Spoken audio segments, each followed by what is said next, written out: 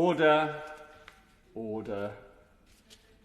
We now come to the general debate on the Misuse of Drugs Act 1971, and I call Jeff Smith to move. Thank you, Mr Deputy Speaker, and I beg to move that this House has considered the 50th anniversary of the Misuse of Drugs Act 1971. I'm grateful to the Backbench Business Committee for granting us the time, for the cross-party honourable members who supported the application, and particularly to my honourable friend the member for Reigate for co-sponsoring it. This May marks 50 years since the Misuse of Drugs Act received royal assent. Back in 1971 there were 3 television channels, smoking indoors was normal everywhere from schools to doctors' waiting rooms, and women could be legally sacked for being pregnant. Our culture and our society are completely different from that time, but our drugs regime remains the same, focusing on prohibition, criminalisation and punishment, rather than looking at the evidence of what reduces harm to individuals and to society. It was intended to prevent the use of controlled drugs, to eliminate illegal drug markets and to reduce the harms of drug use. It's not working. In 1971, the data suggests that there were fewer than 100 drug-related deaths in England and Wales. In 2019, drug-related deaths in England and Wales rose for the 8th year in a row to 4,393, a 52% increase in drug-related deaths over the last 10 years, and there were 2,883 deaths directly from drug misuse. These people mattered. Many of their deaths were preventable. With better laws and properly funded treatment services, many could still be with us today. In the late 60s, about 1% of adults had used drugs at some point in their life. It's now 34%. And while the drug market remains in the hands of criminal gangs, drugs are getting stronger and more adulterated. People are dying because they don't know what is in the drugs they're using. Even the government acknowledges the failings. A 2014 Home Office report reviewed the evidence and said there's no relationship between tougher punitive sanctions on drug possession and the level of drug use in the country. Last year, Carol Black's review of drugs for the government said the evidence suggests that enforcement crackdowns have little impact on the overall drug supply and can often have the unintended consequence of increasing violence, for example by creating a gap in the market for dealers to compete over or increasing distrust in the drugs market. The police force in County Durham published evidence where drug users were interviewed about a large-scale undercover police operation. It lasted 6 months, cost over £500,000 and resulted in the arrest of over 30 people involved in the supply of Class A drugs. When users were asked how long they thought the operation had strangled the heroin supply for, one estimated 4 hours and another just 2 hours. And if people want more evidence on this one, I'd recommend the books by former undercover cop Neil Woods, who gives a graphic illustration of how the market is there, and even if you interrupt the market, people come in and fill the gap. We cannot arrest our way out of this problem. Through county lines, through dealing and exploitation, more and more young people have been pulled into drug supply and into a life of crime. In 2017 alone, 38,000 people were criminalised for possession of drugs in England and Wales, almost 3,000 of them under the age of 18. People are unnecessarily criminalised, limiting their future life chances and their educational and employment opportunities. A third of the prison population are there because of drug offences or offences relating to drug use. Putting people in custodial settings as a result of their substance use punishes those who need help, doesn't address the root cause of their issues, and is more often than not counterproductive. All those things add up to part of the human cost of our drugs policy. But what about the financial cost? According to the Home Office, in England alone, policing and enforcing current drug policy costs £1.4 billion annually. Half of acquisitive crime is related to illegal drug use. A different Home Office Commission report said that the failure of drug policies cost the taxpayer £10.7 billion a year in policing, healthcare and crime. And the total societal costs of harms relating to illegal drug use are now £19.3 billion. Another consequence of the Act is how it's held back scientific and medical developments. Drugs in Schedule 1 like psilocybin, MDMA, LSD and DMT are showing real promise as potentially life-changing treatment options for conditions like depression, PTSD and addictions. And while it's technically possible, it's slow, it's difficult, and it's very expensive to do medical research into Schedule 1 substances. So under this policy regime, we're wasting money, we're wasting the resources of the criminal justice system, we're wasting the chance to do better research and to find evidence to inform our drug policy and our medical interventions, and we're wasting lives. Well, my honourable friend, Quinn. That's a good one. I'm really grateful to my honourable friend for setting out the scope of the impact of the drug scene today and the implication it has on residents, including in my constituency of York Central, where there's an incredibly high level of drug deaths, and this is how I got involved in the issue. But I have been on a journey, and I have learned how a public health approach can be transformative in using diversion of people away from crime, ensuring there isn't exploitation, good treatment, including engagement of drug consumption spaces, and taking that full public health approach. Does he agree with me that we need to see a sea change now to see harm reduction, as has been tried and tested elsewhere, and has real incredible outcomes that I know he has seen as well? Mr Deputy Speaker, my honourable friend is absolutely right, and this anniversary is surely the time to take stock, to change our approach, and as she says, to one that's rooted in evidence and doing what's best for public health. And in 2019, the Health and Social Care Select Committee recommended such an approach. They said, a radical change in approach to UK drug policy, moving from the current criminal justice approach to a health approach, with responsibility for drugs policy moving from the Home Office to the Department of Health and Social Care. It supported a consultation on decriminalisation of drugs for personal use. And by the way, decriminalisation is supported by the World Health Organization, the United Nations Office for Drugs and Crime, the Royal College of Physicians, and the Royal Society for Public Health.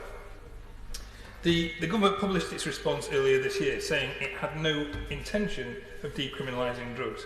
It said, and I quote, "Drugs are illegal because scientific and medical analysis has shown they are harmful to human health." Apart, of course, from alcohol, a drug which is more harmful to the user than most drugs aside from heroin, crack and methamphetamine. Certainly less harmful to the user than cannabis or ecstasy, for example. And it's legal. So let's think for a minute, following the government's logic, what would happen if we made alcohol illegal because it's harmful to human health? People wouldn't stop using it. They'd get it from the black market, as they did during Prohibition in the USA. People would die from badly produced moonshine, as they did in the USA, and the profits would go into the pockets of criminal gangs. So instead of that, we mitigate the harm from alcohol use by legalising it, regulating it, making sure it's not poisonous, making it safe, and we can invest the tax raised from its sale into the NHS and into public messaging. And no one has ever given me a convincing argument why we don't take the same approach to cannabis, as many US states and increasing numbers of countries around the world are now doing. There's simply no logic to the government's approach.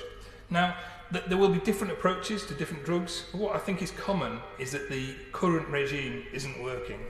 And over the last half a century, there have been calls for reform from a wide range of parliamentary committees and public bodies. And we have an increasing body of evidence to look at for how things could change for the better. The evidence from countries that have liberalised their approach to drugs doesn't suggest an associated increase in use. And the example of Portugal is worth highlighting again. In the early noughties, Portugal was in the grip of Europe's worst heroin and drug death crisis. In 2001, they ended the criminalisation of people who use drugs and established a health-led approach instead. Since then, the drugs-related deaths fell and have remained below the EU average. The proportion of the prison population sentenced for drug offences fell from over 40% to 15%. The number of annual drug overdose deaths reduced from 318 in the year 2000 to 40 in 2015. An 18% reduction in the social costs of drug use in the first 10 years of decriminalisation. Problematic use and school-age use both fell, and rates of drug use in Portugal have remained consistently below the EU average.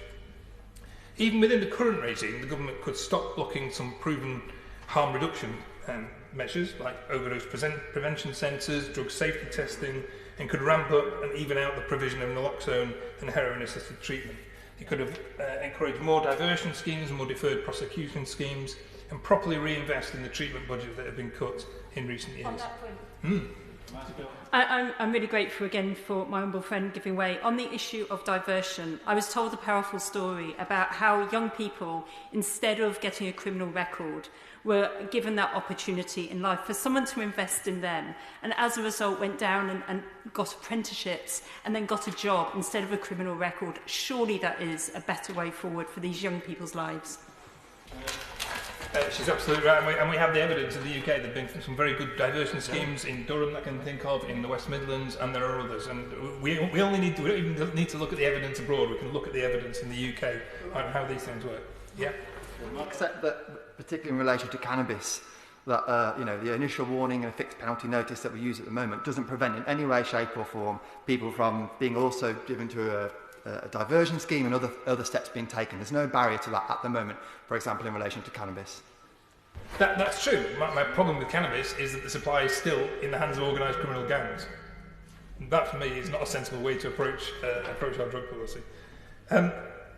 So we can explore models of decriminalisation, and we know that those are known to be associated with reduced rates of recidivism, to reduce burden on police resources and savings to the public purse related to social costs. Or we can look at models of legalised regulation. Whatever happens, we need a wholesale new approach to this problem. The government needs to be honest that the last 50 years of drug policy have been a failure and have come at a terrible human, societal and economic cost. We need to commit to a public health approach rather than a criminal justice approach to drugs policy. One focused on saving lives, rooted in support and compassion from those who use drugs. Among the MPs who want to speak in today's debate, there will not be, I think, a single view on the way we go forward, about what an alternative to the current approach to drugs policy should look like, and there will be different approaches for different substances. And I look forward to hearing the views of members, but I suspect we will probably mostly agree that on the 50th anniversary of the Misuse of Drugs Act, it's worth looking honestly at the legacy of this 50-year-old legislation and considering what needs to change to better serve our constituents and our communities. We should take this opportunity for political parties and the media to stop weaponising drug policy and have a grown-up discussion about how we protect our communities. And today I'm calling on the government to launch a full, open-minded review of this legislation to learn from our mistakes, because, Mr Deputy Speaker, we can't afford another 50 years of failure. And I will leave the final words to Anne-Marie Coburn, who is a campaigner for anyone's child and families for safer drug control. Anne-Marie's daughter, Martha, like people through generations for thousands of years, just wanted to have a little bit of fun and get high. She researched on the internet how to get high safely, and she was 15 years old when she took an overdose of MDMA that killed her. And Anne-Marie says, as I stand by my daughter's grave, what more evidence do I need that UK drug policy needs to change? The question is, as on the order paper, this is a very important debate and we've got another important debate following. I'm not going to introduce the time limit at this juncture, but I would ask members making contributions to be mindful of the length of those contributions in order we can get everybody in. Video link. Crispin Blunt.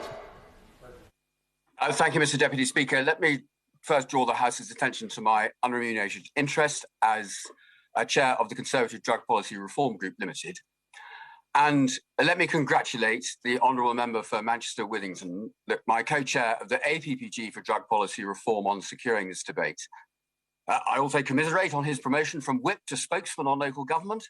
It's been a real pleasure working with a decent and humane colleague from a very different career background to mine, and I hope this can continue despite his new opposition policy responsibilities. And I appreciate his leadership in delivering today's debate. 50 years ago, this House passed the Misuse of Drugs Act. Its laudable aim was to deter unlawful controlled drug use and stifle supply. And this followed 1961, when the United States persuaded UN members to sign up to a global narcotics ban. Had the House then seen through the clouds of both excitement and worry about the Woodstock generation, magnified by a popular press who, then as now, were prone to more than a modest amount of exaggeration, to the evidence of the extraordinary success of what was then known as the British system in addressing problematic drug use by comparison to the American system, they would surely have thought twice. They perhaps also should just have paused at the American invitation to follow the same principle towards all other drugs that the USA had deployed with such disastrous consequences towards the drug alcohol in 1919. We perhaps should not be surprised at the global disaster that has now overtaken us. If they had known then what we know now, passing this act would have been an appalling betrayal of their duty to the public interest. In the UK, we've invested countless billions in the approach put into law by the MDMA in 1971. With what success? Illegal drugs are today cheaper, more available, potent, widely used than ever. Most of all, victims of drug policy-related crimes are off the scale. They range from exploited children to young, usually black men, knifed on our streets, to half of acquisitive crimes in the UK. And as Honourable Gentleman for Manchester Withington said, we have seen a 40-fold increase in drugs deaths in this period. This is a policy choice we have made.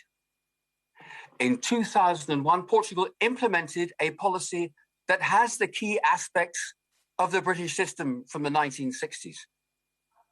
And Portugal has dropped its drug deaths in some years by up to 90% as a consequence. Mr. Deputy Speaker, we listened with proper attention when the Honourable Member for Birmingham Yardley, when she's read out the list of names of women killed by men each year. 125 in 2016, 113 last year.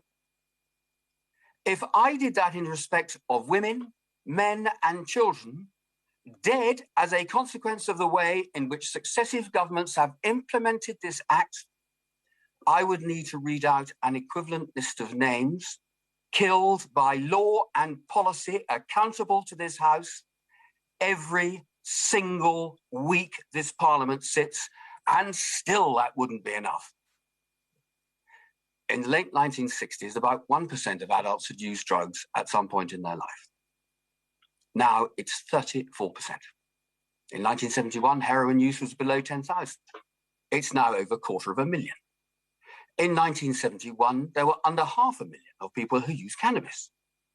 Now it's over 2.5 million, and users of cannabis supplied by criminal gangs today also consume a much more potent drug of real danger to growing young minds. There are those who say we just haven't implemented the powers in this act hard enough. One of those is Peter Hitchens. To his credit, he's prepared to debate, but to my astonishment, the last time I debated him, he referenced a collection of relevant newspaper headlines. Does he have no idea of the harm that his industry has done through these lurid, fear-mongering headlines that so mislead about the pathetic lives put beyond rescue by this act that creates the innocent victims from the victims of our policy? Rather more academic research and experience take us to a much more reliable conclusion. Last year, part 1 of Dame Carol Black's review of drugs stated that even if enforcement agencies were sufficiently resourced, it's not clear that they would be able to bring about a sustained reduction in drug supply. And she went further. Enforcement activity can sometimes have unintended consequences, such as increasing levels of drug-related violence and the negative effects of involving individuals in the criminal justice system. As soon as I can, I want to ask Dame Carol whether she could also have said almost always, or simply always, instead of can sometimes, as I'm unaware of any evidence to the contrary, ever, anywhere. 34% of UK adults admit to consuming an illegal drug at some point in their life.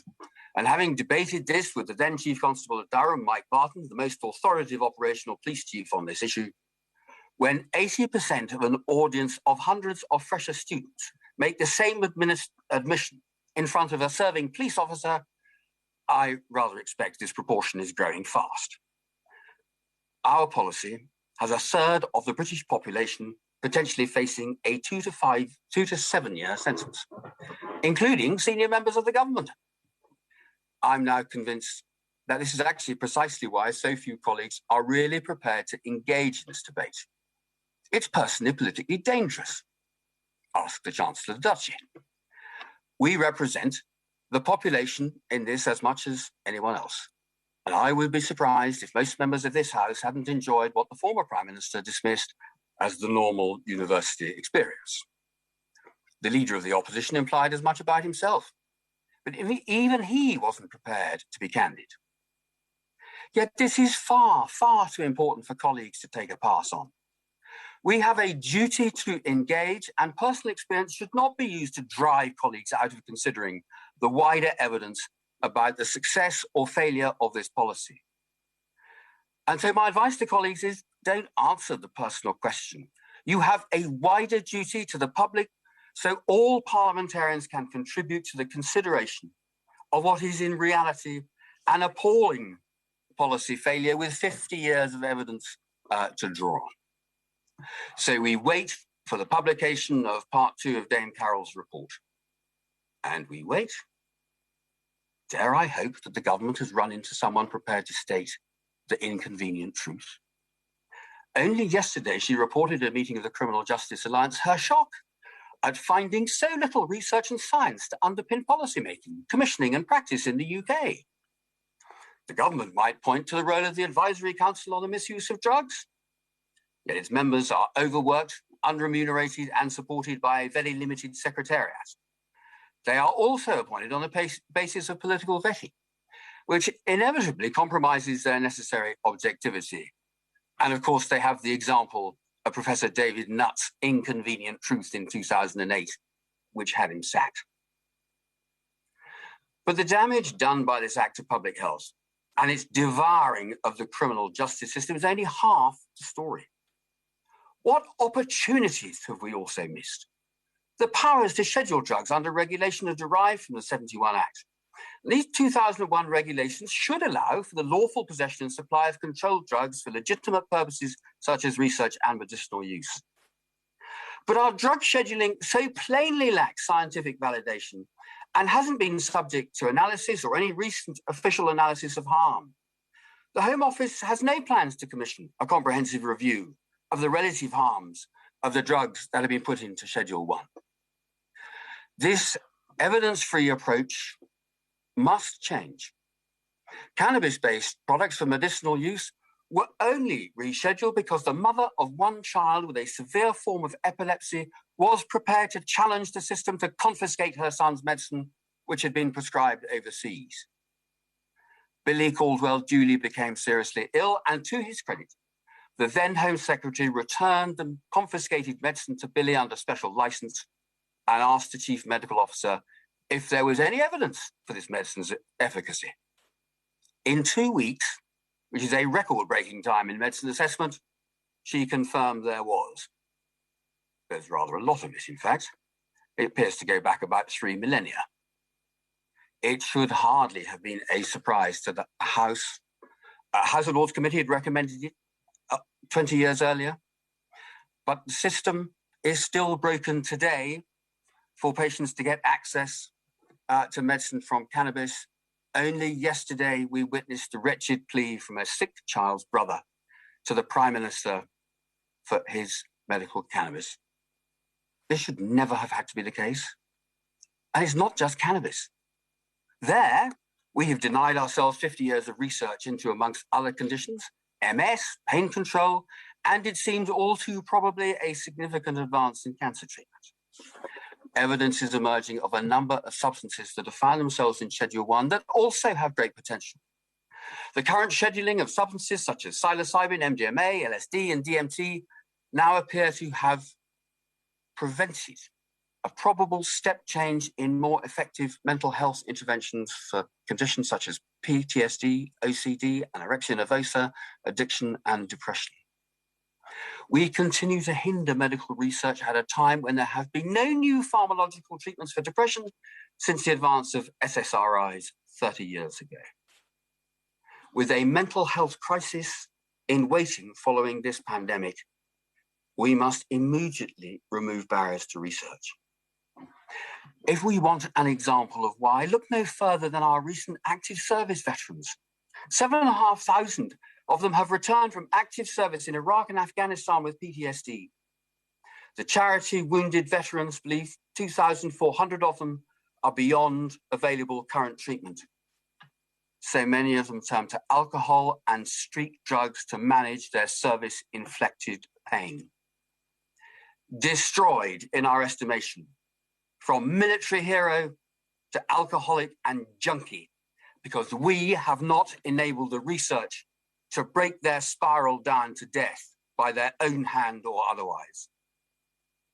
Finally, given what she said yesterday, Carol Black will ask for accountability for coordinated delivery across government that acknowledges drug dependency to be a chronic condition.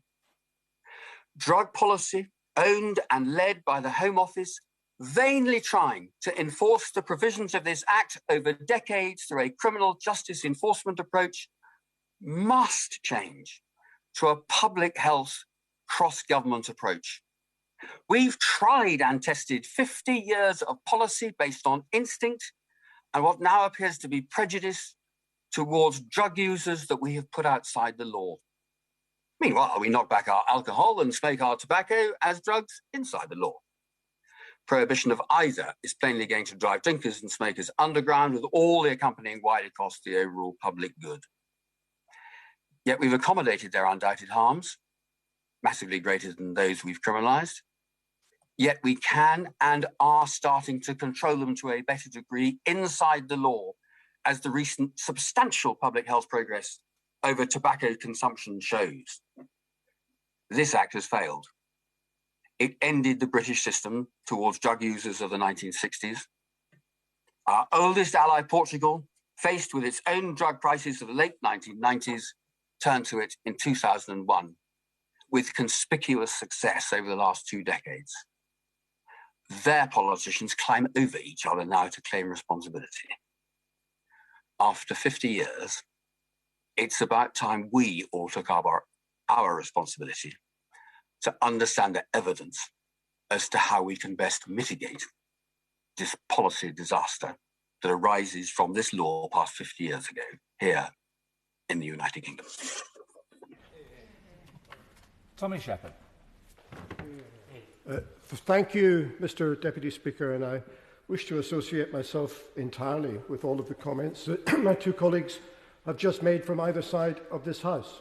I wonder, Mr. Deputy Speaker, what it says about our ability to function as a body which makes and reviews legislation, that such a significant piece of legislation dealing with such a major social problem can lie on the statute book for 50 years without review or amendment.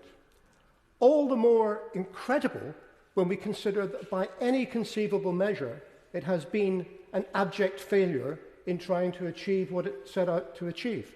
As we have just heard, back in 1971, 1% of the British population said that they used the drugs which the MDA would go on to criminalise. Today, that figure is 34%. We are facing the biggest social policy catastrophe of our generation. We have thousands of people dying every year needlessly because they do not know what they are taking and help is not available for them when things go wrong. We have tens of thousands of people every year who get a criminal record at the way in which we try and tackle this problem. And there are hundreds of thousands of people, if not millions of people, living in communities up and down this land whose lives are blighted, not just by the misery of people dependent on those drugs in those communities, but by the brutal violence which is used by organised crime to enforce their regulation and supply of these products. By any measure, this policy ought to be reviewed, this legislation ought to be reviewed. But of course it's worse than that, Mr Deputy Speaker. It's not just the fact that the legislation hasn't been able to do what it wanted to do. It's worse than that, because the legislation is now an active cause of the problem, because the entire area is looked at not as one of public health or well-being, but of one of criminal activity. And the centre of the Misuse of Drugs Act is to criminalise people who use drugs. And that does a number of things. First of all, that immediately means the state has no role in the supply and regulation of these products, and that responsibility is given to the private sector and to organised crime within the private sector. That is the first consequence of the Misuse of Drugs Act. The second is that if people are getting into trouble and need medical help because of their substance addiction, many of our health and social care staff working in our public agencies are unable or unwilling to put themselves at risk of criminal prosecution by offering that help. And of course, I'd happily give way, yes? If that's true, how does he account for the fact that we have tens of thousands of heroin users on methadone replacement therapy? I will come on to look at the concept of drug consumption rooms in a minute, but what I'm talking about is the fact that people have no ability to come to a health professional and say, what is this? They've no ability to ask for clean needles, because these actions are prohibited under the 1971 Act and the schedules to it. But the third thing, which has already been remarked upon, is that what the Misuse of Drugs Act does is it stigmatises big time those who use drugs and puts them in a position where they are unlikely, because of social opprobrium, to come and ask for help. Now, we surely need to have a review and a fresh think about a problem which is so manifestly out of control and where the existing legislation is so manifestly unable to provide any assistance. But, Mr Deputy Speaker, I always like to try and see the other side of the argument. So I want to try and put myself, I want to ask the question, why is it that people are resistant to review? Why is it that they want to hold on to things as they are? And I can only conclude that it's because they fear the consequences of decriminalisation or of changing the law. They must somehow think that if we were to do that, that we would unleash floodgates of supply into communities where there aren't already drugs, that there would be many more millions of people who would get caught up in this problem because we would not have the criminal mechanisms that we have at the minute. And I say to any colleagues who think that, wake up.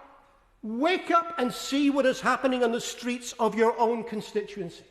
Come with me to any medium-sized town in this country. Come and stand in a bar and make your intentions known, what you would like, and within 1 hour, you will be offered any drug of your choice. If you don't want to have the personal contact, order in advance.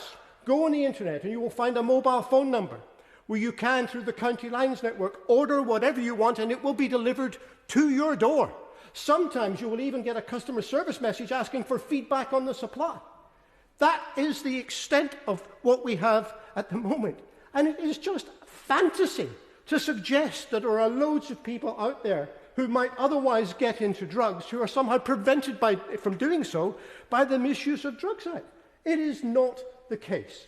So we need to surely have a grown-up conversation about what we do of the situation where a third of our citizens potentially could be made criminals by the existing legislation and where it is so manifestly unfit for purpose. I'd like to hope that the Home Office and current ministers could begin that process of review with an open mind, rather than just defending the status quo, and be prepared to look at an evidence-based approach, drawing in international comparisons, and try and work up a better system which is grounded in protecting public health and well-being, rather than trying to criminalise behaviour. I would support, my party will support, I think support will be there from all across the House for any bold minister who wanted to take that initiative and begin that dialogue. I'm not saying prescriptively what should be in it. I'm not saying how it should be done. I simply want to have the dialogue, the discussion and the debate, because too many people are dying for us not to do so. But while we are doing that, there are some immediate things that we ought to do. And I want to just turn for a moment to the question of drug consumption rooms, probably better called overdose prevention centres. These are medical facilities, and I have been in them and seen them working in Portugal, in Germany, and in Canada. These are facilities where someone who is using drugs can go and can use their own drugs under medical supervision in a medical facility. This isn't going to make the overall problem any better, but what this will do is drive a focus into the very sharp end of the problem, the point at which people are dying. Because what happens at the moment is not that people voluntarily overdose because they're fed up with life and they want to just commit suicide. That's not the case at all. What is happening is that people are taking substances and they don't even know what's in them. Sometimes a lethal concoction, sometimes much, much stronger than they thought it was going to be. And because it's all criminal activity, they do this activity behind closed doors. It's not something you do in the open. You have to do it behind closed doors. And by the time you realize you have a problem, by the time you can't breathe or you have your heart attack or you need medical help, it is too late to call for assistance. So for the limited number of people in those circumstances, being able to fulfill their immediate addiction under medical supervision would literally be a lifesaver. That is what happens in other countries. It is, it's blindingly obvious that we ought to try and consider that happening here, but the law forbids it. And even pending a change in the law, I do believe that by regulation, the Home Office should allow pilot centres of this to emerge so that we can see for ourselves whether it would work here. After all, what is there to lose? Nothing to lose, everything to gain, lives to gain. Now, this doesn't stop people using drugs. This doesn't get rid of the problem. This doesn't make people, get their life back together. It doesn't get people the medical help they might need, the social services help they might need. It doesn't get them a job if they haven't got one. Of course it doesn't. But it keeps them alive long enough so that those interventions can then take place further down the line. And you cannot give help to a dead person. So that is why it is so vital that we have a sensible discussion about these drug consumption rooms and supervised facilities. And the Scottish Government stands ready and has been pressing the Home Office to allow them to go ahead and do this in Glasgow. Which brings me to the final point. I know you wanted people not to go on too long, Mr. Deputy Speaker. So the final point I want to talk about is this, and that is the interrelationship between the devolution of political authority and administrative action in the United Kingdom and this particular problem. Because we have a bit of a disjuncture in that the whole criminal framework, the 1971 Act and others, is a reserved matter here for Westminster, which sets the problem, if you like. But dealing with the consequences of that, the health and social care and the economic fallout from that policy, is a matter for the devolved administrations. And it would seem to me a matter of ultimate sense, not getting into the arguments about Scottish independence or whatever. It would just be a matter of grown-up policy to have the same part of government responsible for the regulation as is responsible for mopping up the consequences of the problem. And that's why I think when the time comes, we need to urgently look at devolution of the controls currently in place in the 71 Act and whatever replaces it to go to the devolved administrations and to be located within a health and social care context which is already devolved. Now, in advance of that, and I asked the Minister, I've spoken with the Minister several times on this matter, and I trust that he is thoughtful on the matter. I do think he is prepared to consider other points of view. I think he's prepared to consider evidence, but I think he feels himself mightily constrained by tradition, convention, and perhaps by political pressure elsewhere. I say to him, though, he has received a letter now from the Drugs Minister in Scotland, Angela Constance, asking for a four-nation summit to consider, amongst other things, working on a pilot basis to establish these types of medical facilities. And I hope very much that in his remarks today he will confirm that he's taking a positive reaction to that response and that he is prepared, if we can't change things overnight across the whole of the United Kingdom, let us employ the apparatus of devolution to allow one part of the United Kingdom to go beyond where other parts perhaps are willing to go at the minute, and to collate the evidence, to point a way to the future, which could then lead to best practice being adopted throughout the entire place. We have a responsibility not to continue to stick our heads on the sands in this matter. It's been a collective exercise of ignoring the blinding obvious for far too long. And I appeal to colleagues, we're not having a vote today, but I appeal to colleagues to do what they can through the various structures of this place and within their political parties, because this should not be a matter that divides us on party grounds. To consider the question about why we need a review after this half-century, why things are so clearly wrong that we must do something. And we cannot continue to stick our head in our sands and pretend that things are okay. Now, the moment 50 years after the passage of this Act, is the time to admit that it isn't working and to do better. And the citizens of this country deserve that. So everybody contributing now, really focus on about 5 minutes, please, if they could. I'm not putting the time limit on yet, but I may be forced to protect other business. Nick Fletcher. Thank you, Mr. Speaker. What politicians are often criticised most for is sitting on the fence. And while I'm sure the whips across the House like to believe they are skilled in the power of persuasion, there is no hiding the fact that often many MPs have made up their minds on issues long ago. Yet it is clear with this subject that the time for open and honest debate on the future of the UK's drug policy is desperately needed, not least because the current strategy does not appear to be working. When I speak to individuals from South Yorkshire Police, the problem is self-evident.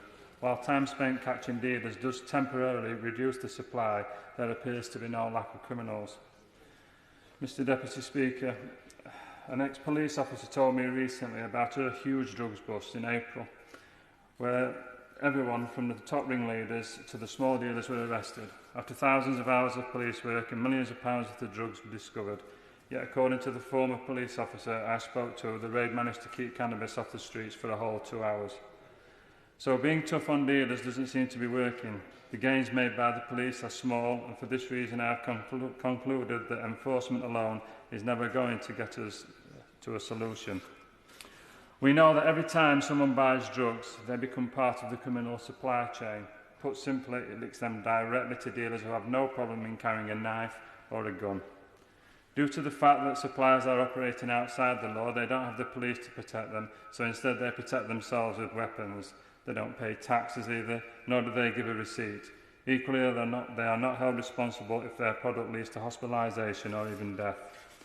So while we are talking about drug reform, decriminalisation where users are not penalised for possessing drugs will not fix these issues. So the answer may be to totally legalise cannabis and potentially other drugs. I have heard some say that putting drugs in the hands of the government or a legal partner takes the production supply chain and any customer transaction out of the hands of criminals. I have also heard that such a policy makes sense as it would ensure that the quality of products will be controlled, leading to fewer deaths from consumption. Taxes could be raised and we could get consumers out of the supply chain. Yet I am not so convinced adopting these policies will be trouble-free. For one, are we to believe that the persons that are involved in drugs would simply leave and go and find employment in a regular job? I'm not convinced. After all, research from the Institute of Economic Affairs concluded that current black market in cannabis is worth £2.6 billion per year, with 255 tonnes have been sold to 3 million users in 2016. Any movement to government-controlled legislation of cannabis would be a huge loss for current criminals, and I fear they would simply move into selling harder drugs that would be grossly irresponsible to ever even consider regulating. Secondly, while the legalisation of something like cannabis may lead to an upsurge in usage, there is conflicting evidence, but a recent peer-reviewed study conducted in the United States concluded that cannabis usage increased in states where the drug was legalised. With cannabis usage increasing, being linked to psychiatric disorders including depression, anxiety, schizophrenia, what toll would liberalisation have on our NHS in its mental health services? He makes an important point, but is he aware that the difficulty with cannabis is that it's made up of different compounds?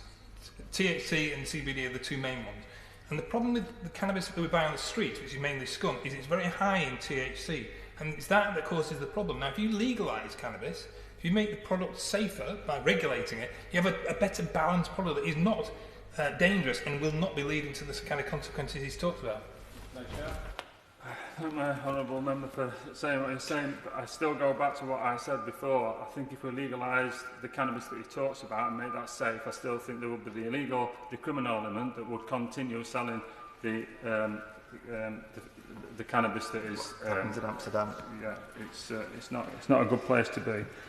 The questions I have raised today are not new to those involved in policy making, yet such arguments will be new to many of my constituents who unfortunately have had to deal with the effects of illicit drug dealing in their communities, and that is why I believe this House and the Government needs to have an open mind when considering about reform of this area.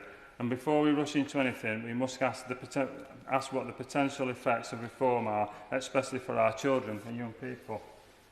I therefore believe that as a compassionate individuals, the best thing for us to do is to deter people from starting the habit in the first place.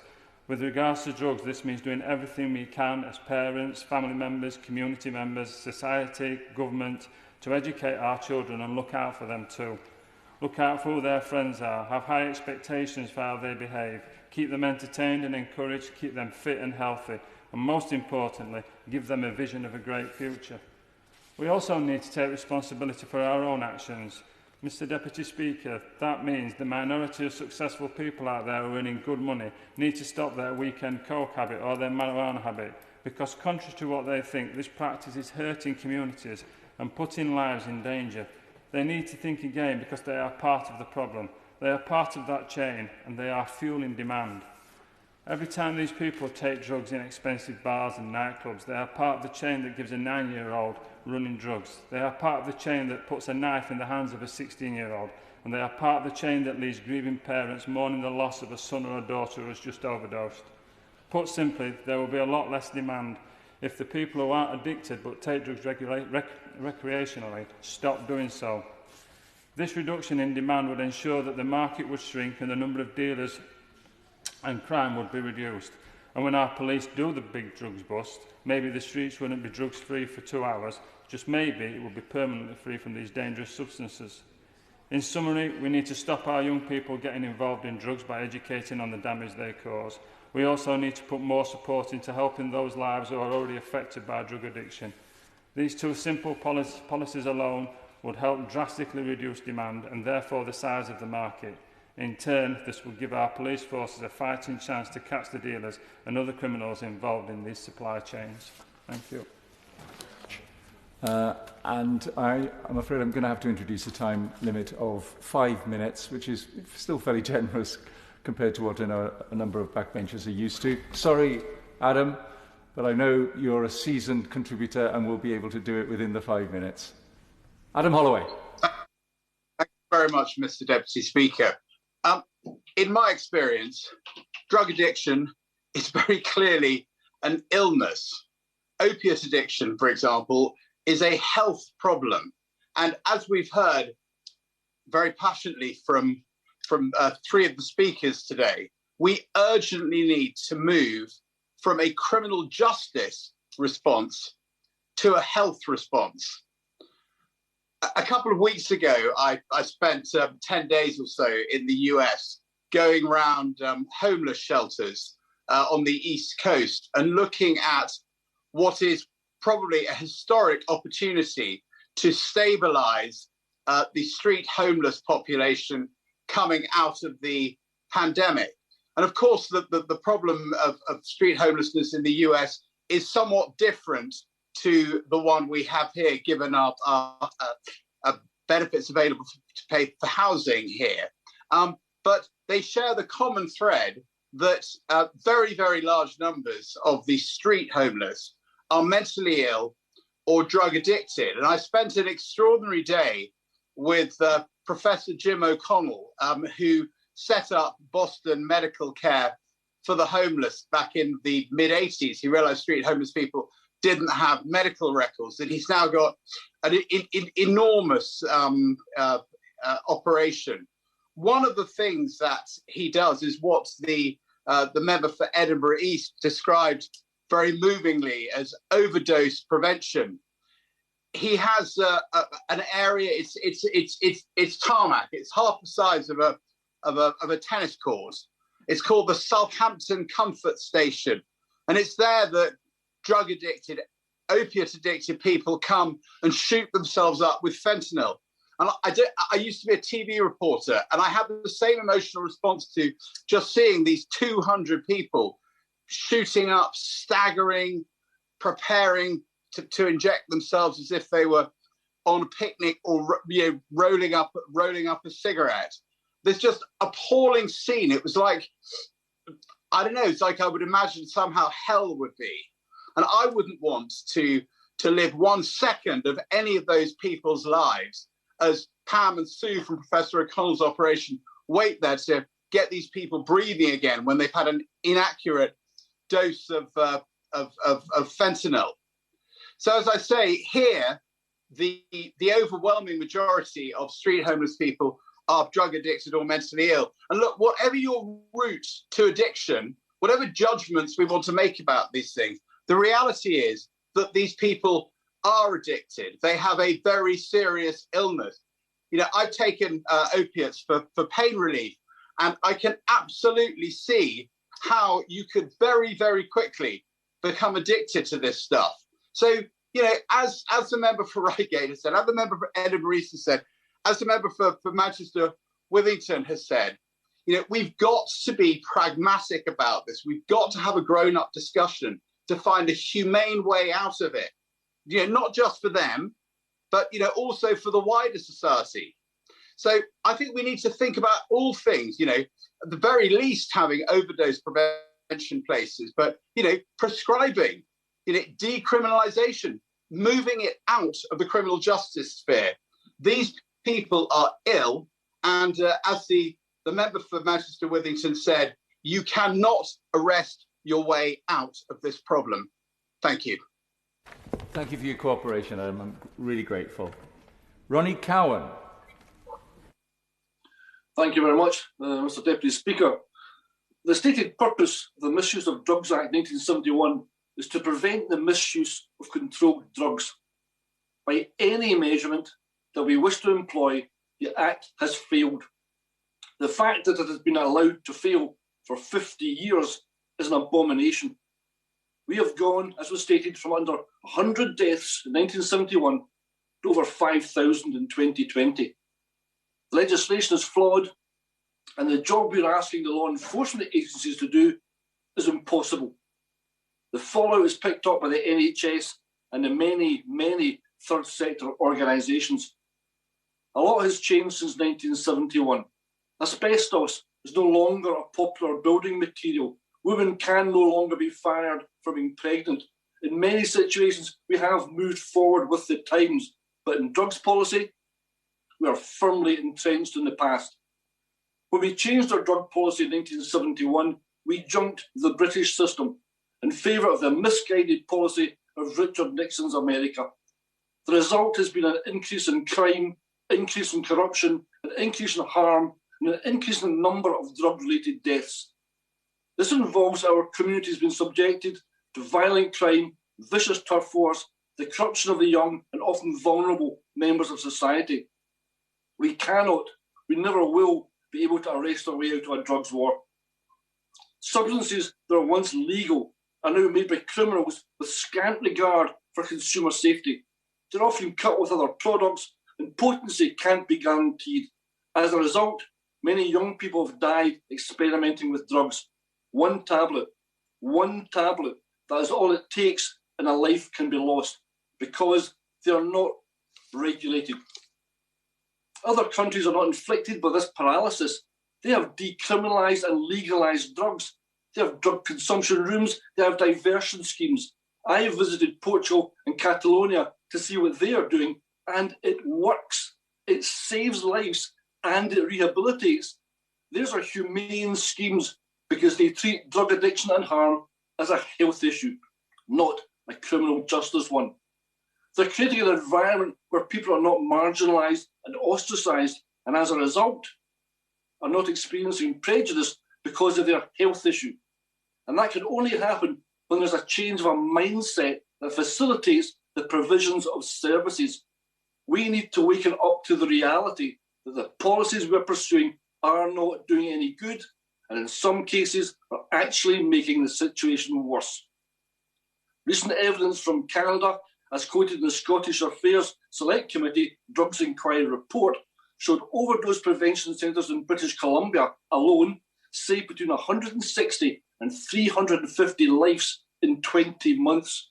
And yet the UK government's attitude is that the establishment of drug consumption rooms would condone drug use. This lack of empathy and refusal to bow to evidence makes me wonder if the UK Home Office thinks that the life of a drug addict is a life not worth saving. Because neither the Home Office nor the Department of Health has provided any evidence to contradict the findings of numerous reviews, including by the European Monitoring Centre on Drugs and Drug Addiction and the ACMD, who said that such facilities have not been found to increase injecting, drugs use or local crime rates. Listen to the United Nations Executive Board, chaired by the UN Secretary General and representing 31 UN agencies, including the World Health Organization and the UN Office on Drugs and Crime.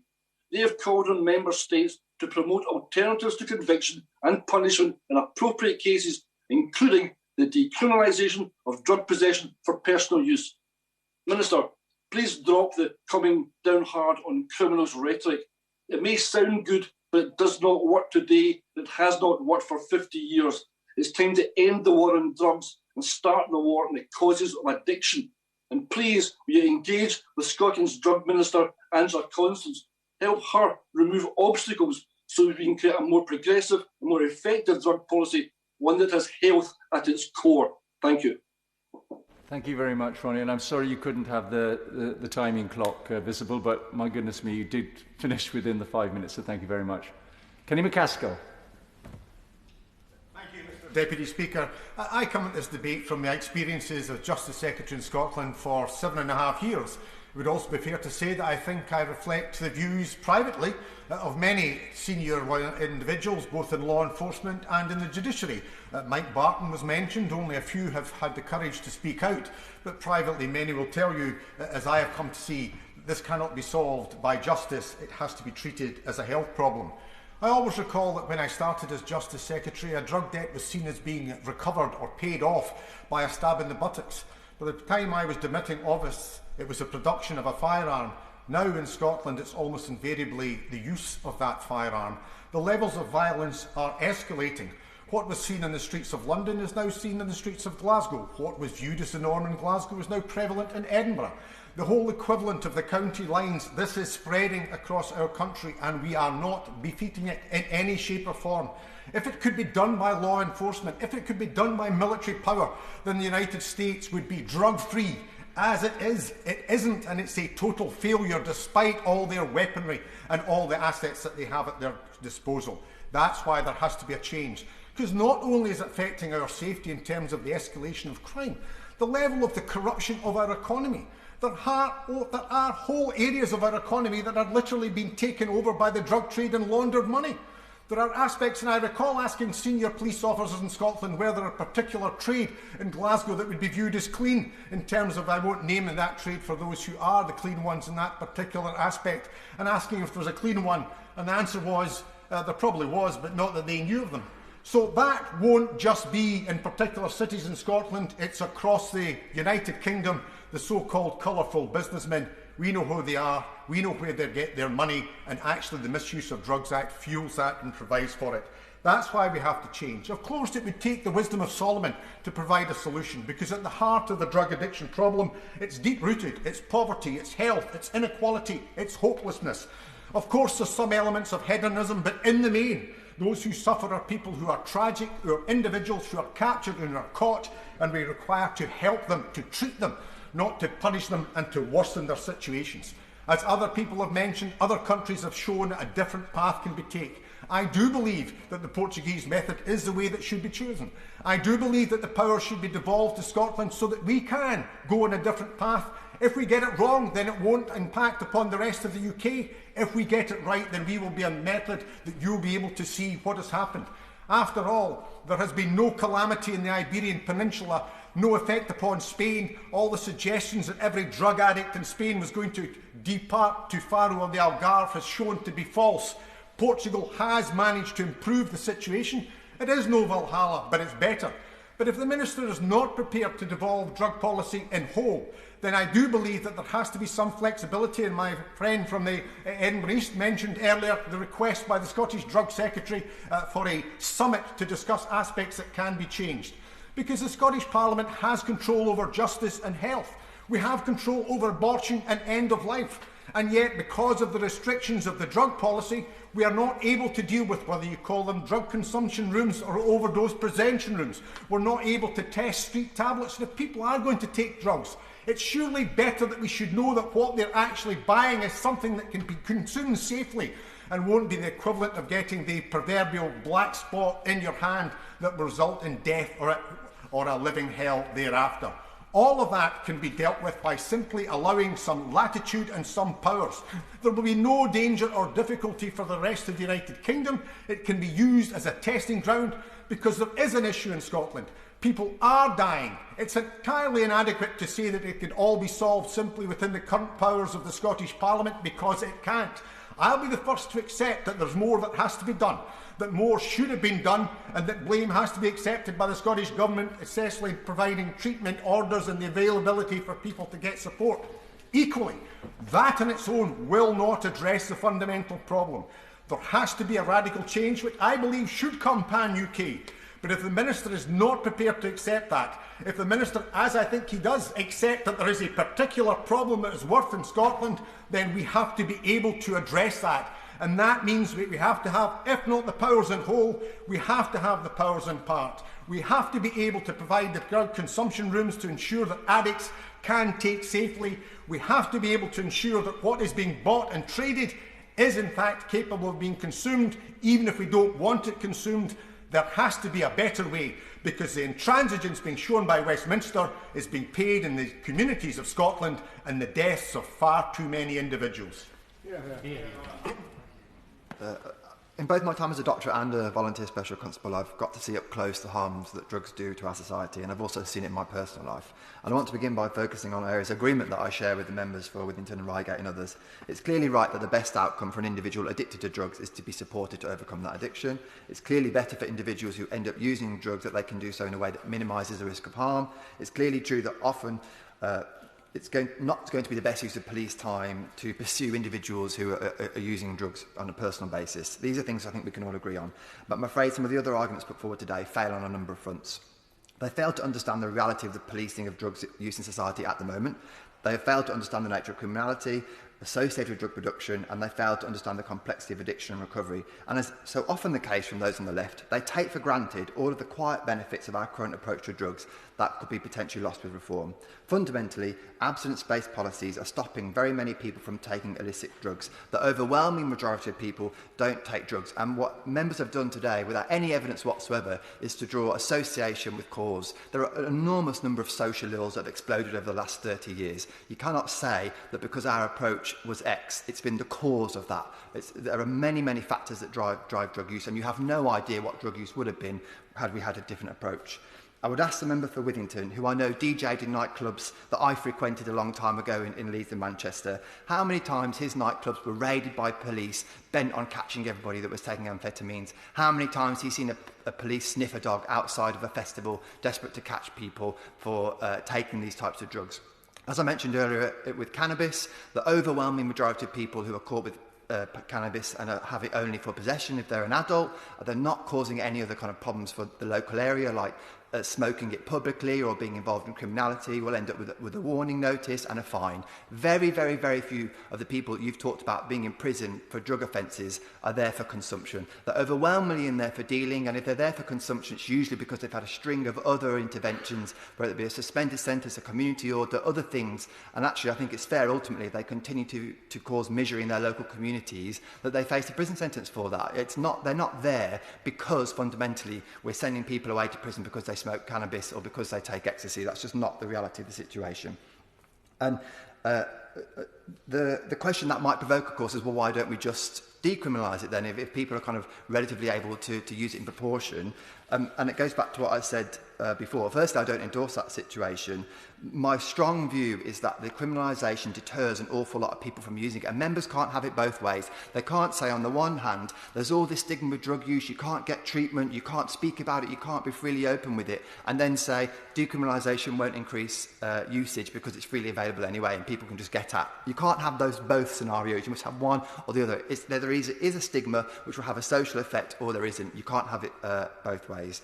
And when it comes to the nature of criminality related to drug dealing and drugs being illegal does not create criminal gangs. Criminal gangs exist because there are sections of our society that are willing to step outside of the rules of the norms, use violence, be thugs, and do things the rest of us won't do to make a quick buck. They happen to be doing that with drugs, and in two ways, decriminalising won't change that. First of all, they'll just do more of other things. There'll be more racketeering, there'll be more counterfeit money, there'll be more people trafficking. There will always be people that will look to make money and be violent as a result of that. And as my honourable member mentioned, whatever limits we put on drugs, unless people really here think that Boots are going to be giving out injectable heroin, there will be limits on the drugs that would be criminalised.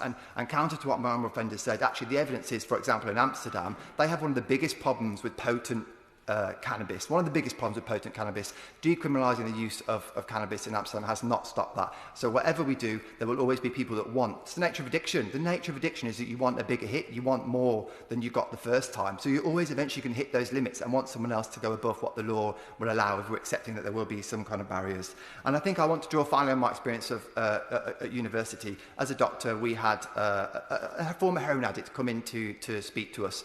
This was a lady who had multiple goes at addiction. Her ongoing addiction was not as a result of not being able to get treatment. She had multiple opportunities to seek treatment. She went on some treatment courses. Actually, it was hitting rock bottom, having no help from anyone, having exhausted everything that was available to her that actually turned it around. And even the very best addiction programs, I'm afraid, aren't particularly successful unless people go through multiple times and they go on a bit of a journey. So the idea that we're going to fix this problem because we're going to give people treatment is naive, I'm afraid. It will carry on regardless because of the inherent nature of these substances, which I think on balance should be banned. And you have to weigh up the cost to society of even a small increase of the number of people that take these drugs in the efforts to perhaps save those people, of course, we feel sorry for, who've ended up taking them anyway. Thank you very much, Mr Deputy Speaker, and I really do feel privileged to speak in this debate. It's been an absolutely terrific debate and some fantastic contributions, and that isn't to denigrate the contributions of the honourable members who take a different point of view, but I particularly want to associate myself with the remarks of my good and honourable friend, the member for Manchester Withington, and the right honourable member for Reigate, and the honourable member for Edinburgh East, and the honourable member for Inverclyde and for East Lothian, because I think this is an important subject, and I'd like to thank the Backbench Business Committee for granting the time. Clearly, we've had 50 years of failure with the Misuse of Drugs Act. Any analysis, objective analysis, it indicates that current policies are not working. And for me, that means it's time to try something new. There's been some terrific suggestions about pilot schemes, something that I've advocated for a number of years now. I might say originally I had the same views as the members opposite, but I've taken the time to get involved with the subject, to meet people like late Ron Hogg, who was extremely brave, our former police and crime commissioner in Durham, who introduced some heroin-assisted treatment programmes, diversionary programmes. Mike Barton, our chief constable, extremely brave. It isn't a popular measure with the general public, but it was effective. It was effective in reducing crime, in reducing the number of avoidable drugs death, and successful in removing some of the burden from the criminal justice system. Problematic drug or alcohol deaths are higher in areas of significant deprivation. I think that's a given. It's another reason why I'm very concerned about it. I don't consider it an individual moral failing. I don't make such judgments, but there's a complex interplay of economic and societal and family factors which affect someone's chances of developing substance misuse issues. But I think we need to ask ourselves what the Misuse of Drugs Act has achieved. In the late 60s, as we've heard, about 1% of adults had used drugs at some point, which are now criminalised. It's now 34%. Heroin use has risen exponentially, 25-fold since 1971. Cannabis use has risen 5-fold. Tens of thousands have been imprisoned and hundreds of thousands of years have been served. More enforcement won't solve the problem. Mr Deputy Speaker, I'm a member of the Drugs, Alcohol and Justice cross-party parliamentary group, and that stands for evidence, not prejudice in policy, and treatment, not punishment in practice. The group's advised by Humankind, With You and the Westminster Drug Project, charities which together support around 150,000 people across the UK each year. And although the third sector is well placed to support those with complex needs and with vulnerabilities, and also has the necessary talent and tenacity and experience to do this, it has lacked resources due to a number of years of cuts to local budgets. Significant and sustained investment is needed now to rebuild and reinvigorate our services. If we don't, we're simply storing up problems for the future in the way the services are delivered at present. In order to address health inequalities effectively and create change for people who are most affected by these inequalities, the government must commit to a public health approach rather than a criminal justice approach to drugs policy. I would like to also recommend Neil Wood's book, Good Cop, Bad Cop. It's a very instructive read in undercover policeman in his experience. It is an inconvenient truth, and indeed Paul Townsley, the chief exec of Humankind, said, after 50 years, it's high time government really committed to taking a health-first approach to drugs use. Locking people up hasn't worked, but we know that access to high-quality treatment and support does work. Over 25 countries across the world have decriminalised possession of some or all drugs, and the international evidence shows an alternative policy is possible and effective. Thank you. Very much. The timing clock should now be visible for the video connections. Alison Thewlis. Thank you, Mr Deputy Speaker. The Misuse of Drugs Act has failed. It has not stopped the flow of illicit drugs into our country, it's not prevented people taking drugs, and it's not kept them alive. In communities up and down these islands, predominantly but not exclusively in communities where deprivation has been rife, families bear the scars of loved ones criminalised and lost to drugs. Generations of policy and politicians have failed them. It's inexcusable and it can't go on. Drugs legislation is reserved to Westminster under Schedule 5 of the Scotland Act, which specifically mentions at B1 the subject matter of the Misuse of Drugs Act 1971. In small areas such as needle distribution, life-saving naloxone provision and the excellent heroin-assisted treatment programme operated by the Glasgow Health and Social Care Partnership under licence from the Home Office, allowances have been made under the Misuse of Drugs Act. The UK government could go much further, and I'd have them tear up the Misuse of Drugs Act and start again, or devolve it all to the Scottish Parliament. But in the meantime, they could allow the Scottish Government to take further action to reduce harm and save lives. Medically supervised drug consumption rooms, or safe injecting facilities, or overdose prevention rooms, there are different names, but the purpose is the same. To get those who are injecting drugs inside, out of the pouring rain, the bin sheds, the filthy waste ground and the lonely back lanes. Get people into a place where they will be looked after, where people can access support, advice, a cup of tea and some dignity, where if people overdose, they can receive treatment right away, not whenever a passerby happens to find them, where people can move towards treatment and recovery when they're ready and stay alive long enough to get there. It's not asking much. It's what we'd all want if someone we loved was in that position. DCRs won't fix everything, and I would never claim that, but they are part of the picture. I was lucky enough to visit the KNUF DCR in Geneva in 2019. KNUF marks its 20th anniversary this year with some reflection on where they have come from. In 1986, Switzerland had amongst the highest reported HIV prevalence in the world. According to Miriam Wolf and Michael Herzig, between 1991 and 2010, overdose deaths in Switzerland decreased by 50%. HIV infections decreased by 65% and new heroin users decreased by 80%. And this is the result of public health rather than a criminal justice intervention. And Switzerland are not alone, as colleagues have laid clear. Countries around the world have taken similar paths.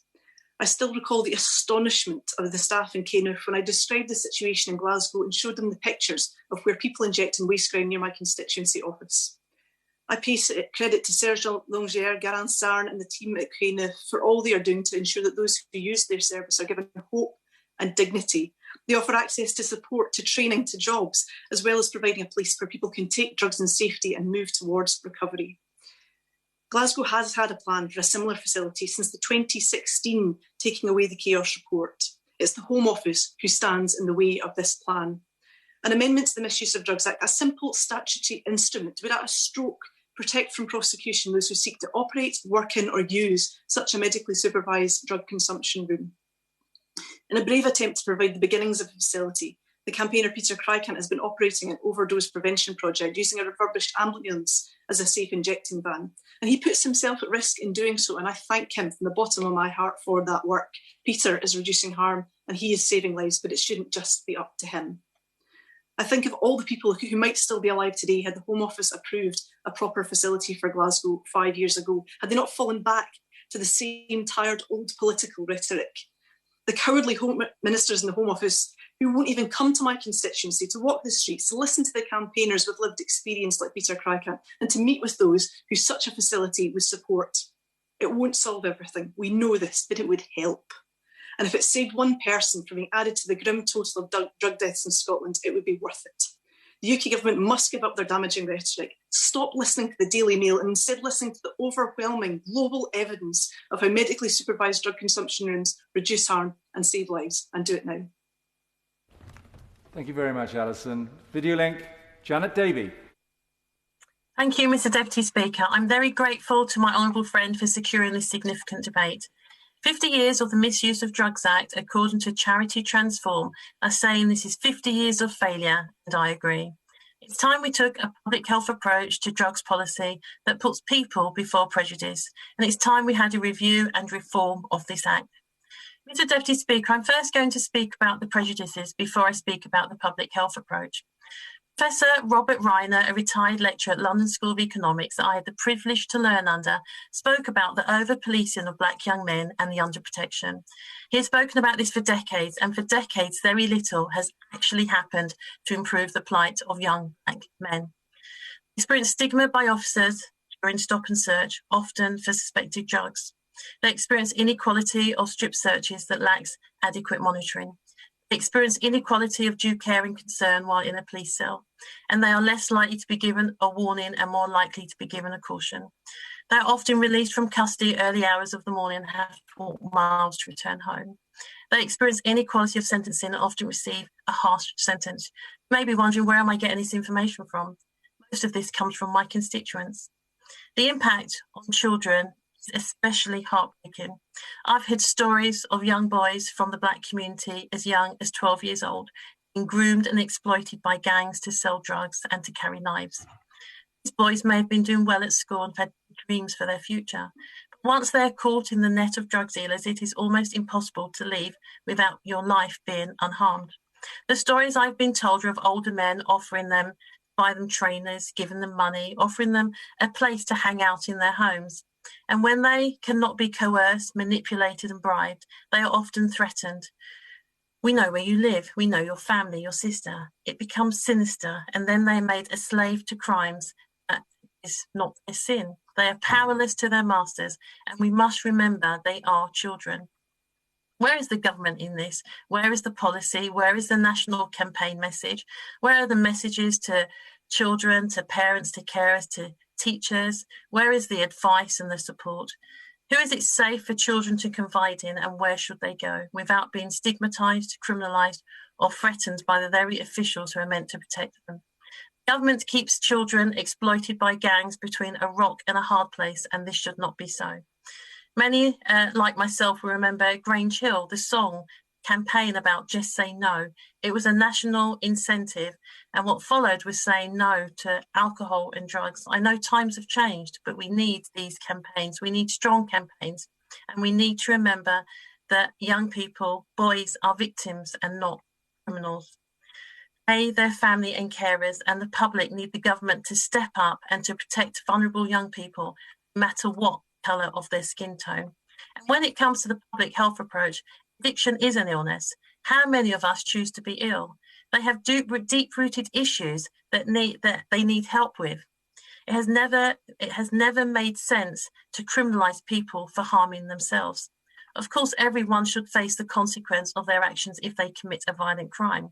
But criminalising people for drug possession or supply and apply punitive prison sentences just aren't the answer.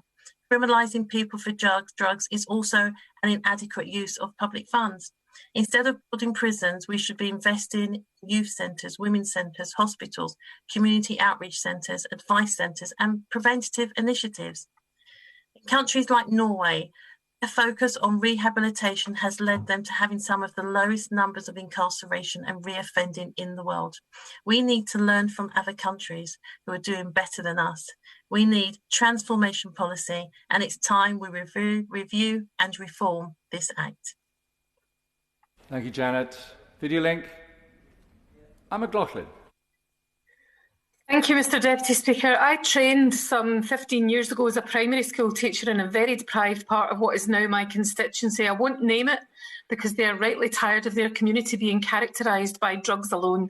There is, however, a huge drug problem. I was doing a placement with primary sevens, so they would be about 11 years old, just getting to be gallus, but still quite clearly innocent kids. It didn't take long for me to become attached to every single one of them. Some of them were funny, some super smart, some very caring, others artistic or musical. They all had things they were good at, distinct personalities. One day during the lunch break, the wonderful woman who was their teacher told me that every single one of them had a live connection to drugs. I'm changing names here, but she told me, for instance, Connor's brother died of an overdose, Sharon's mum was murdered because she owed a dealer money, Peter's dad is on the run from the police. You can see Nicole's sister on the street most days asking people for money to feed her habit. Every single one of them had a live connection. And the most heartbreaking thing to hear was that she believed that most of them would not be able to avoid that connection in their adult lives, because that's what she'd watched over the previous 20 years. She had taught Nicole's sister, and she said she was every bit as lovable as Nicole at that age. She pointed out to me that if I saw Nicole's sister in the street asking people for money to feed her habit, clearly off her face, I'd possibly feel irritated or even angry with her, and I might even wonder why she didn't just pull herself together. We've all been there. None of us are saints, but we've all judged. But, she pointed out to me, I know you're very fond of wee Nicole, and if you saw her doing that, you wouldn't be angry, you'd be terrified for her. And I know, Anne, that you would want to scoop her up and find a way of helping her. Anybody would. She explained that she had known Nicole's sister, now 20, since she was 5 years old. So when she saw her in the grip of her addiction, she saw that little girl. And now, some 15 years after my teaching practice, I'm acutely aware that this group of 11-year-olds will be in their mid-20s. And if that teacher is right, many of them will have some connection with drugs. Some will be dead. Some will be addicted. Some will have escaped, but some will be dealing and some will be in jail. I know, and the evidence, as we've heard from so many honourable members today, tells us that a very different legislative approach to drug use would undoubtedly have seen their lives turn out very differently. It's well documented that most addicts are self-medicating to deal with unresolved childhood trauma, and I've just given a number of examples of the trauma some of those children I taught experienced. When trauma is unresolved, it's very common for adults to respond to triggers as their 5 or 7 or 10 or 12-year-old selves. So I'd ask everyone listening to think about that and think about what that teacher taught me that day, that we should not abandon a child just because their body takes on an adult form, that rather than turn our backs, rather than lock them up, rather than ostracise them, we should be recognising drug abuse and addiction as an illness, as a public health matter, now a public health emergency. And we should be doing, as that wonderful teacher was sure I would do, was sure anyone would do with any child in trouble, and scooping them up to get them to a place of safety and help them recover from their illness, as we do with every single other illness. We've heard the evidence today, Mr Deputy Speaker, so much evidence that the public health approach works.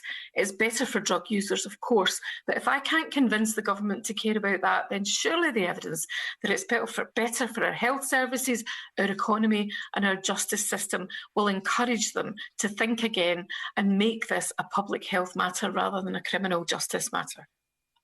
Very much. Alan Dorrance. Thank you, Mr Deputy Speaker, and good afternoon. Mr Deputy Speaker, the United Kingdom Government must urgently commit to adopting evidence-based solutions to drug use. This means no longer rejecting evidence-based recommendations and ignoring evidence which shows that the current approach is simply not working. Mr Deputy Speaker, may I briefly provide the House with my personal experience of being a frontline police officer in London and a detective in London during the 1970s and 1980s. At the time, the Misuse of Drugs Act was well established as the government's preferred method of dealing with drug use on the basis that people would not use or be found in possession of controlled drugs for fear of arrest and prosecution. Their solution was to arrest their way out of this problem by criminalising every aspect of illegal drug supply and possession. Some of the provisions in the Act were very successful, and they introduced specific offences making involvement in the production or supply of drugs punishable with long prison sentences. It is right that those concerned in the supply of drugs continue to face these increased penalties. However, where the government got it wrong at that time was the criminalising of even the smallest amount of controlled drugs, and in particular, the possession of cannabis. The police prescribed method of dealing with possession of cannabis was the same as for drivers who provided a positive breath test for alcohol. It was a zero-tolerance approach with absolutely no discretion. When someone was stopped and searched for whatever reason and cannabis was found, irrespective of the quantity, they were immediately arrested. The suspected drugs were then analysed by a scientist to provide legal proof that the substance was in fact cannabis. The arrested person would be taken to a police station, billed to return at a later date, where they would be formally charged with the possession of cannabis, their fingerprints and photographs taken and billed to attend court. Mr Deputy Speaker, that was in the days before the Crown Prosecution Service, where the arresting officer prosecuted every single individual case personally, requiring the arresting officer to attend court. The defendant invariably pleaded guilty and would receive a fine probably no more than £30. This happens in hundreds of cases every week and remained the procedure for many years. All that for a few grams of cannabis for personal use. Mr Speaker, on reflection, what a complete and utter waste of everyone's time, police and court resources and taxpayers' money. It benefited no one, absolutely no one. The enforcement of this legislation for possession of cannabis undoubtedly created serious tensions and distrust amongst the police and communities, and led to increased racial tension, and it continues to do so to this very day, Mr Deputy Speaker. Another serious consequence of this is that tens of thousands of people, disproportionately young black men, already facing barriers to employment, would receive a criminal record and be deprived of the opportunity to improve their life chances by disqualifying them from ever entering certain professions. Mr Deputy Speaker, drug misuse must be treated as a public health issue, and people who use drugs should be helped and not just punished. Advice, support and education should be provided in the same way as it is for other health issues, including alcohol and tobacco. Mr Deputy Speaker, the Misuse of Drugs Act criminalised and failed millions of people, often the most disadvantaged in our society. I call upon the Government to order a review of the law and to introduce an evidence-based drugs policy that is founded on principles of multi-agency public health approach, rather than a criminal justice approach. The success of such an approach has been demonstrated by the Scottish Violence Reduction Unit, established in 2005, which has since reduced the number of homicides in Scotland from 137 to 64 last year. That policy and procedure and strategy works, Mr Deputy Speaker.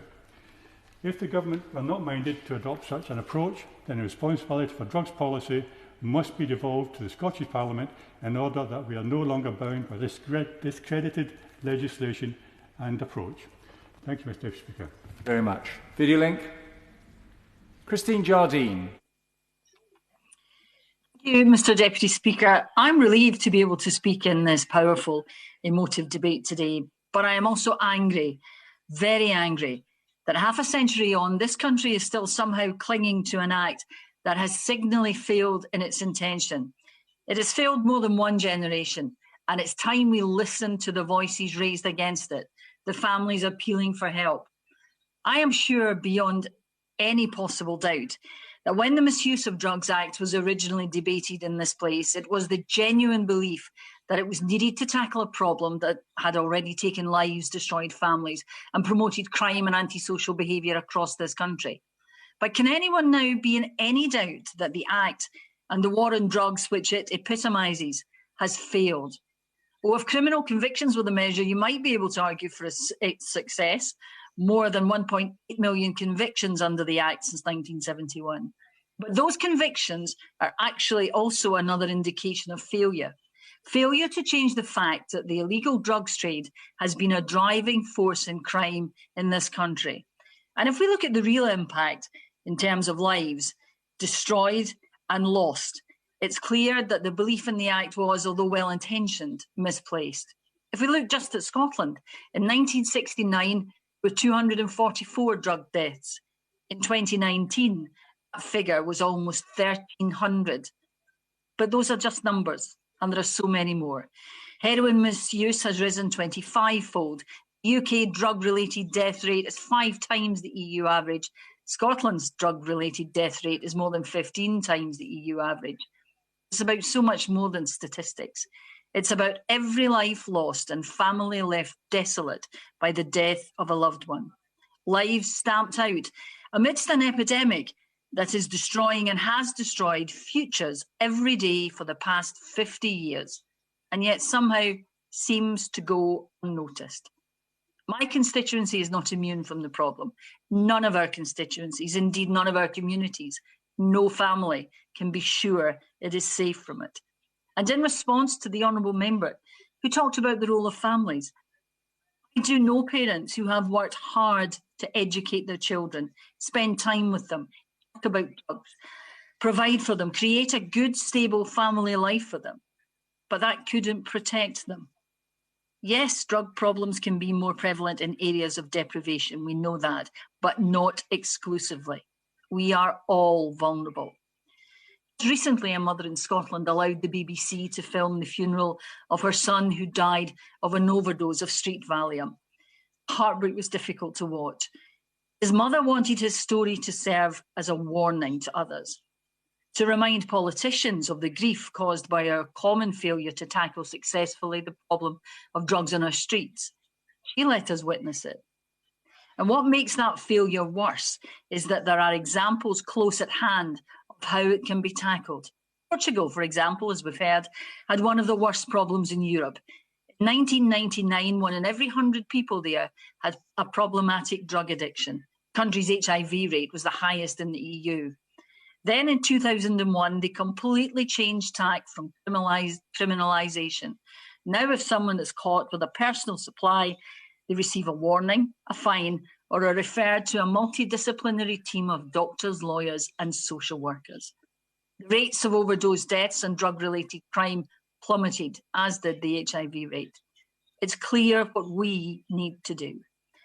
Where prohibition has failed for 50 years, control and regulation can work. We need education, social action, health spending on projects designed to help, and I firmly believe we need to look at where the decriminalisation and regulation of drugs, specifically cannabis, has worked. More than 25 countries have decriminalised possession of some or all drugs. Cannabis has already been legalised and regulated for adult non-medical use in Canada, Uruguay, and 15 US states. Decriminalisation is supported by the World Health Organization. To take away the power that control of drugs has given the criminal world, to break the stranglehold of the gangs, we should reform, regulate and licence, offer medical treatment to those found in possession, don't criminalise them. Recognise that this is a public health and economic problem. We've tried one way for 50 years, but it has failed. It has failed families up and down this country. It's time we tried another way, a better way. Video link. Angela Crawley. Thank you, Mr. Deputy Speaker. The Misuse of Drugs Act has damaged individuals, families, communities, and it's entrenched social injustice. The war on drugs has been lost. This government has failed. There is nowhere more evident of the problem with criminalisation than here in Scotland, when we consider the stark number of drug-related deaths. Rather than adopting a public health approach, this government ignores the possibility and has failed on an unprecedented scale. In Scotland, this is a public health emergency and it must be treated as such. This government has an opportunity on the 50th anniversary of this legislation to consider whether this legislation is still fit for purpose. This government wishes to take a hard line on the issue, but that simply isn't working. The introduction of safe consumption facilities to reduce public harm is one solution, but this government has blocked reform at every turn. The UK government is entrenching the problem by refusing to amend or replace this outdated legislation, and the Scottish Government, who wishes to follow in line with international best practice by decriminalising the use of drugs and introducing safe consumption rooms, is unable to do so. By comparison, Portugal ended the criminalisation of drug use 20 years ago. In this time, drug-related deaths have fallen and have remained below the EU average. The number of drug offenders in prisons has more than halved, and the drug injection-related HIV diagnoses have dramatically fallen. Does the Minister agree we should aim for a similar outcome in the UK? And if he does, when will he take action to make that happen? Mr. Deputy Speaker, the UK Government must now allow the Scottish Government to implement a range of public health focused responses, including the introduction of supervised drug consumption facilities, or devolve the power to the Scottish Parliament to do so. We are facing a public health emergency. This Act continues to fail too many families and too many have lost loved ones. You can change this. You must change this. If this union is truly strong, then surely it can withstand this. It can take a pragmatic approach and it can act. If this government will not act, then it must devolve the power to Scotland to take that action. Inaction is not a solution. Your ignorance is complicity with the problem. Drug-related deaths are real. These aren't just figures. These are real people, real families, real communities, and it needs real action. Thank you very much. Video link. Neil Hanvey. Thank you, Mr. Deputy Speaker. I would like to start off by saying that I'm really encouraged by voices across the UK and across the Chamber, indeed, from Manchester, Withington, Reigate, Edinburgh East and West, and the compelling contribution by my colleague in the Alba Party from East Lothian. I would also like to pay tribute to frontline workers in my Kirkcaldy and Cowdenbeath constituency, Pauline Buchan, Kelly Rogers and their team at the Kirkcaldy Family Centre, and Dave Dempster and his team at ADAPT. They're dealing with this problem head on, and I've spoken to them recently and will continue to meet with them as a result of the crisis that exists in Scotland at the moment, and I will give them all of my support. But the challenge that they face is a frightening number of drug deaths. 1,264 drug deaths occurred in Scotland in 2019, and behind each number is a person with hopes and dreams. Not one of them dreamt of becoming addicted to drugs or having a criminal record. That has happened in the context of the 1971 Misuse of Drug Act prohibition. It's unacceptable and change is essential. Becoming a drug user is not a rational choice. And the idea that was put forward by Nancy Reagan, the ineffective soundbite of just say no to drugs, well, it sounds easy. But that involves often just saying no to poverty, just saying no to abuse, just saying no to neglect and deprivation, just saying no to hopelessness, and just saying no to joblessness, and just saying no to childhood trauma. Just say no only serves to demonise and stigmatise, criminalising and othering the most vulnerable in our society and in our communities. Addict, dopehead, junkie, waster, stoner, user. Just like poverty, this is not an accident.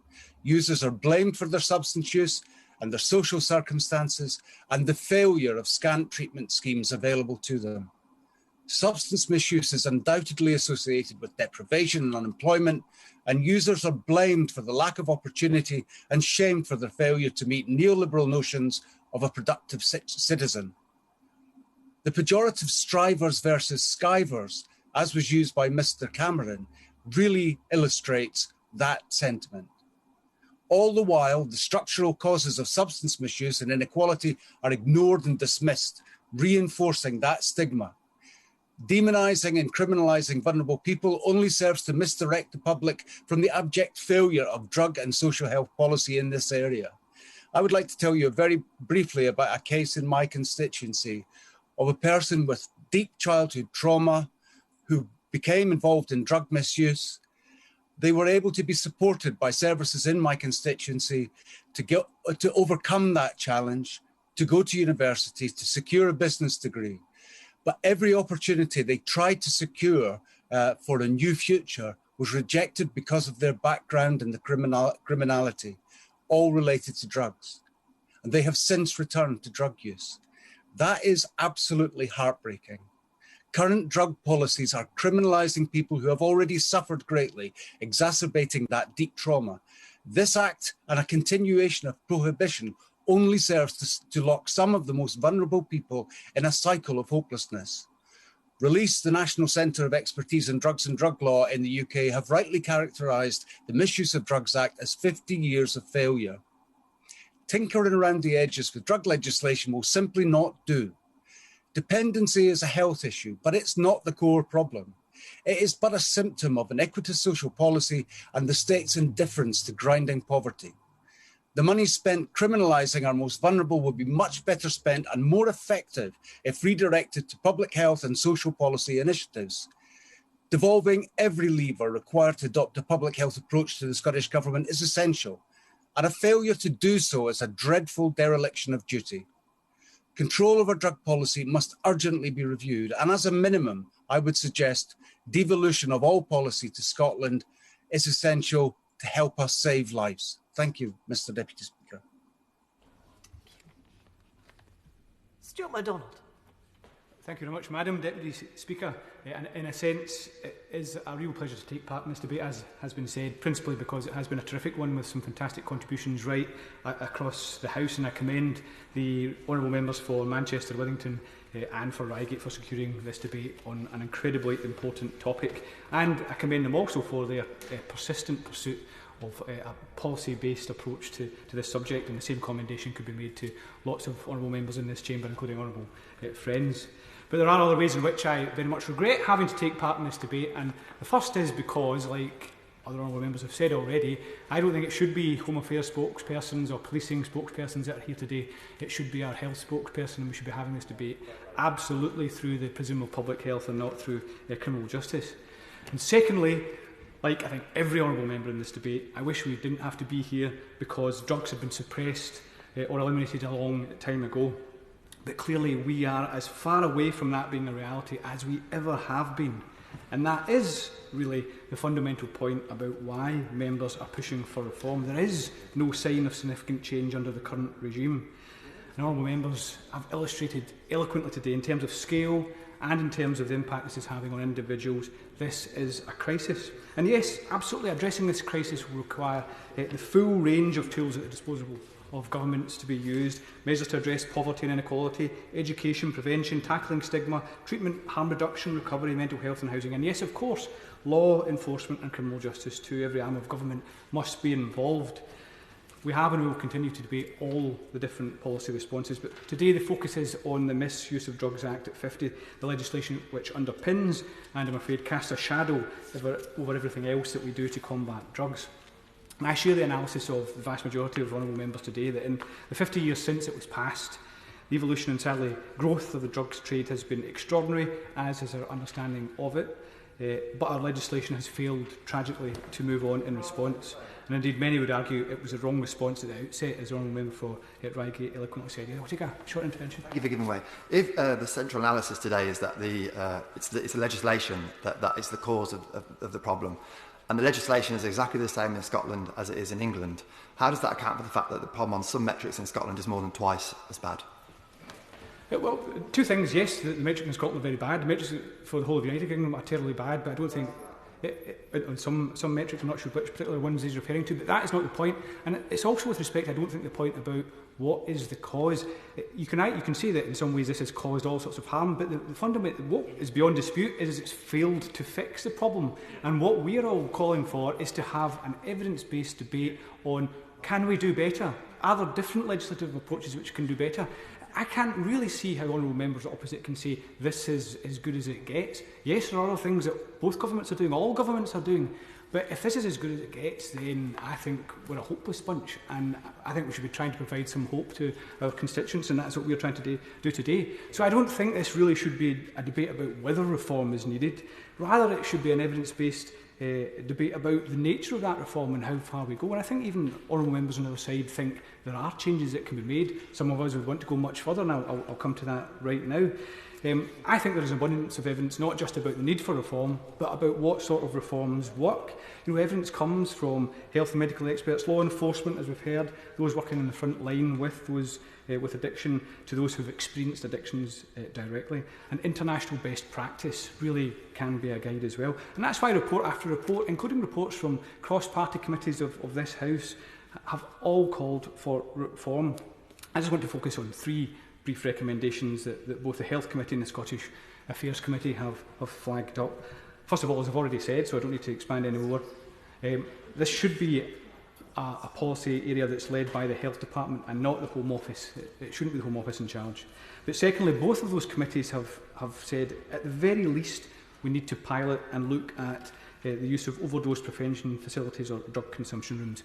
And we've heard from numerous honourable members about how these have been shown to save lives and reduce harm. They assist in ensuring those who most need it can access support and treatment, and they protect the public from antisocial and dangerous public injection.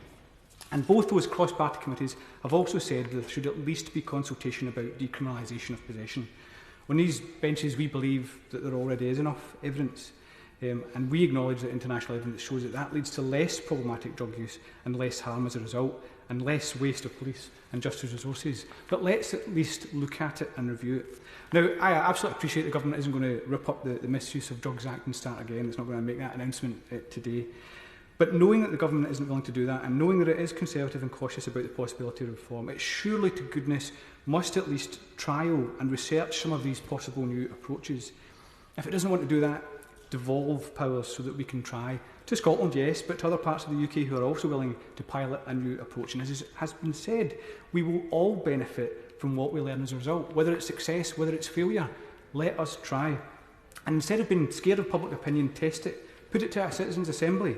Build consensus. I believe that the more folk understand about this issue, the more they see the need for reform. If nothing else, people see that it's their brothers, sisters, nieces, nephews, sons and daughters that the government is criminalising rather than helping. Finally, in responding, just one or two nuts and bolts questions that I'd be keen to have the Minister's response to. First of all, as has already been asked, will he respond positively to the request for a Four Nations Drugs meeting? And it could include, hopefully, discussion of the issue of drugs overdose prevention facilities. Can he update House on the issue of pill press regulation? What is his latest position on naloxone and widening distribution? And will he look at drug checking facilities and allowing that approach to be trialled as well? Madam Deputy Speaker, let's work constructively, follow the evidence and leave no option unexplored as we seek to tackle this crisis. And that should include the possibility of radical reform of drugs legislation. Thank you.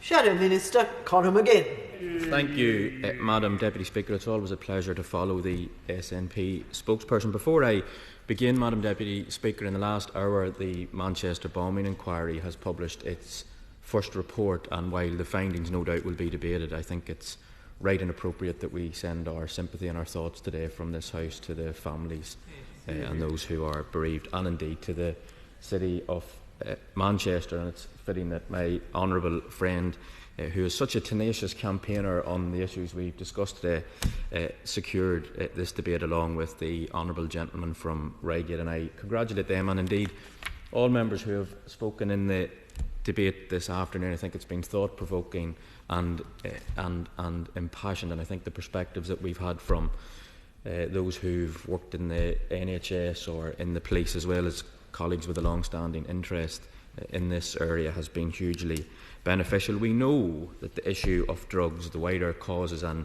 effects, are a huge issue for our country. We know the restless grip of drug abuse and substance addiction has a shattering and pervasive impact on people right across this country in every community. It causes not only desperation for individuals and families alike, but of course the very fabric of our communities and indeed wider society. We know the harms resulting from illegal drug use and the tragedy of drug-related deaths in this country has been on a disturbing trajectory, I think it's right to say, for some time ago. As has been mentioned already, in 2019 there were nearly 4,500 drug-related deaths in England and Wales alone, the highest level, Madam Deputy Speaker, since records began, and it represents a shocking 52% increase over the last decade. The total cost to society of illegal drugs, including drug-related crime and social harm, is estimated to cost £20 billion, and the UK has one of the highest drug-related death rates in Europe. It's clear that we, as a country then, are not where we would want to, or indeed should be. And while this is an admittedly profoundly complex area, I'm afraid I'm duty-bound and obliged to say that the government's current strategy is failing badly. Whether that is taken on the key metrics of reducing harm to those vulnerable to drug addiction and to those exploited within the drug trade, of providing adequate education and awareness of the associated dangers, or of backing our police with the tools needed to tackle the serious violence and crime that proliferates from drugs, the government has fallen short. They've failed to get a grip on the use, prevention and treatment of harmful Class A narcotics, the use of which was on a downward trend between 2009 and 2013, but since has continued upwards. I mean, even the Minister's own department admitted they were too slow to notice the rising levels of harmful substances like crack cocaine back in 2014, and the truth is they've been playing catch up since, because despite drug use and violence rising, we've had debilitating cuts, including the underfunding of local government budgets, national services and, of course, systemic police budget cuts. And frankly, that has eroded the foundations on which any credible, comprehensive treatment or prevention strategy needs to thrive. Our young people are being let down as well. We know more of them are being groomed into violence that's fuelled by drugs. It was in a leaked research document, again, the Minister's own department authored. Yet government has continued to gut young people's services, spending cut by 73%, closing 900 youth centres and 4,500 youth worker jobs being cut. I mean, how can the Minister justify that? So the government is nowhere near to matching the scale of the action needed. Our focus has to be on protecting the public, and that means reducing harm to users, harms to community, and similarly tackling the insidious crime that underpins it. We recognise a wide and comprehensive response is needed to reflect the diverse, complex arenas over which the issue surrounding drug use and supply intersect. But it means effective prevention and early intervention measures, properly resourced education programmes, decent housing, as well as tackling potent social drivers of drugs abuse such as poverty. It also means building and supporting substantive health services for vulnerable people, basing those on dignity, respect and clinical need. We also need a strong and robust enforcement policy, and it has to be critical to the approach that we take. We need to do more to disrupt and cut off the wider factors of drugs and serious and organised crime to prevent that exploitation, grooming and criminalisation, especially with regard to young people and the scourge of county lines. Now, the scale of that challenge is grave, and I don't underestimate it, to be fair to the Minister. There are approximately 600 county gangs operating in the UK. The Children's Commissioner estimates 27,000 young people in this country identify as gang members. I mean, that is an absolutely shocking and appalling figures. Murders where the victims are aged 16 to 24 are growing, and the figure has almost doubled in the last 5 years. Now, if we're serious about tackling this, we need to ensure the police and their partners are given the tools they need to carry out their work and have the services required to support it. We know that deep cuts have inevitably affected the police's priorities and overall operational capacity to tackle this, but despite that, the work that is being done has yielded impressive results, and I want to pay tribute to the National Police Chiefs Council lead for County Lines, Deputy Commissioner Graham McNulty and Director General Lynn Owens of the NCA, whose teams across the country have pursued a relentless campaign against these criminals, often putting themselves in harm's way. Just a few weeks ago, Madam Deputy Speaker, we saw a coordinated crackdown on county lines leading to over 1,000 arrests, as well as nearly 300 weapons and hundreds of kilograms of illicit substances seized from criminals. 80 drug dealing lines vital to the operation of the network were identified. That is great work. It is great work, and we need to boost those efforts and ensure officers can be free to get on with their job effectively. The police are not the problem, the criminals are the problem, and I would urge all colleagues right across the House to remember that in any of the discussions that we have. So, to conclude, it's been a constructive debate, I think. It's right that we continue to monitor the drivers and effects of drug use on our country and consider evidence-based solutions. It's clear to me we need a fuller, more holistic and comprehensive approach to a complex issue, but one that I think is urgent, as we've heard today, because of the effect that it is having on our communities. The challenge is great, and I will work where I can with the government to support anything we can do to address it. Only then can we ensure that people are protected and reduce the devastating harm that comes from drug use and the trap of addiction. Minister Kit Malthouse. Madam Deputy Speaker, I'm grateful to you. I'd like to thank the honourable gentleman from Manchester and indeed my honourable friend from Reigate for calling this important debate, and indeed for members across the House for their commitment and indeed passion in what I think is, my opposite number has rightly pointed out, has been an interesting and thought-provoking debate. There are obviously a wide range of views on the best way to tackle drugs and the harms they cause, and I remain open to listening to them to ensure that our approach is both balanced and evidence-based. And I do recognise the importance of a balanced approach, with both tough enforcement against the right people in the right way, alongside treatment and recovery support for those dependent on drugs. On the issue of drug controls, I do think it's important that we come at this from the perspective of what keeps the public safe, while enabling healthcare and legitimate business and research to flourish. Controls on harmful drugs continue to be adjusted in the light of new evidence and information, including, for example, the changes over recent years to allow specialist clinicians to prescribe, where appropriate, cannabis-based products for medicinal use. But please, Madam Deputy Speaker, make no mistake, drug misuse has a profound and tragic consequence that is felt right across society, and that can occur even in the official and regulated sector, as we've seen sadly in the United States with the opioid crisis. It devastates lives, communities and neighbourhoods, with the most deprived areas facing the highest prevalence of drug-driven crime and health harms. The government recognises that this is a problem that demands a whole system cross-government approach, and that is exactly what we are now pursuing. The Home Office is working extremely closely with partners, including law enforcement, the Department for Health and Social Care, Public Health England and others right across government. Our activity in this area of policy is necessarily broad, but there are two key elements of the strategy that I'd like to emphasise. First, the use of targeted enforcement to restrict supply, and secondly, our focus on providing truly effective treatment and recovery services. This approach responds to the evolving threats and challenges that continue to emerge from drug misuse.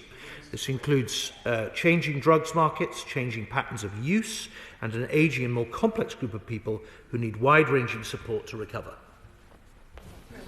I'm grateful to the Minister for giving way, and just on that specific point, is he willing to commit to work with police and crime commissioners to try to ensure that in all force areas there's a commitment to ensure a treatment-first approach to offenders with a history of substance misuse?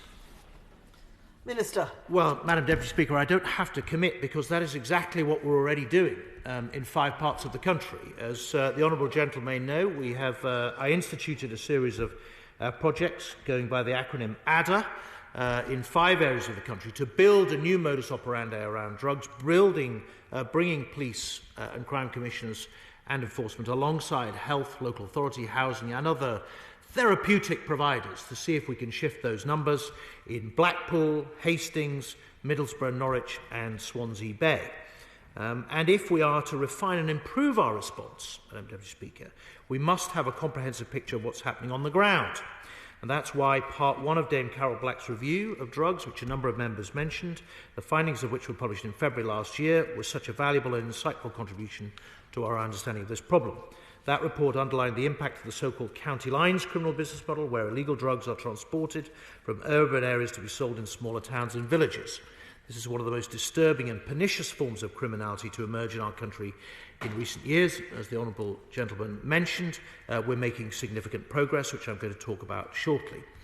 In July last year, the Department of Health and Social Care commissioned Part 2 of Dame Carol Black's review on drugs, focusing on prevention, treatment and recovery.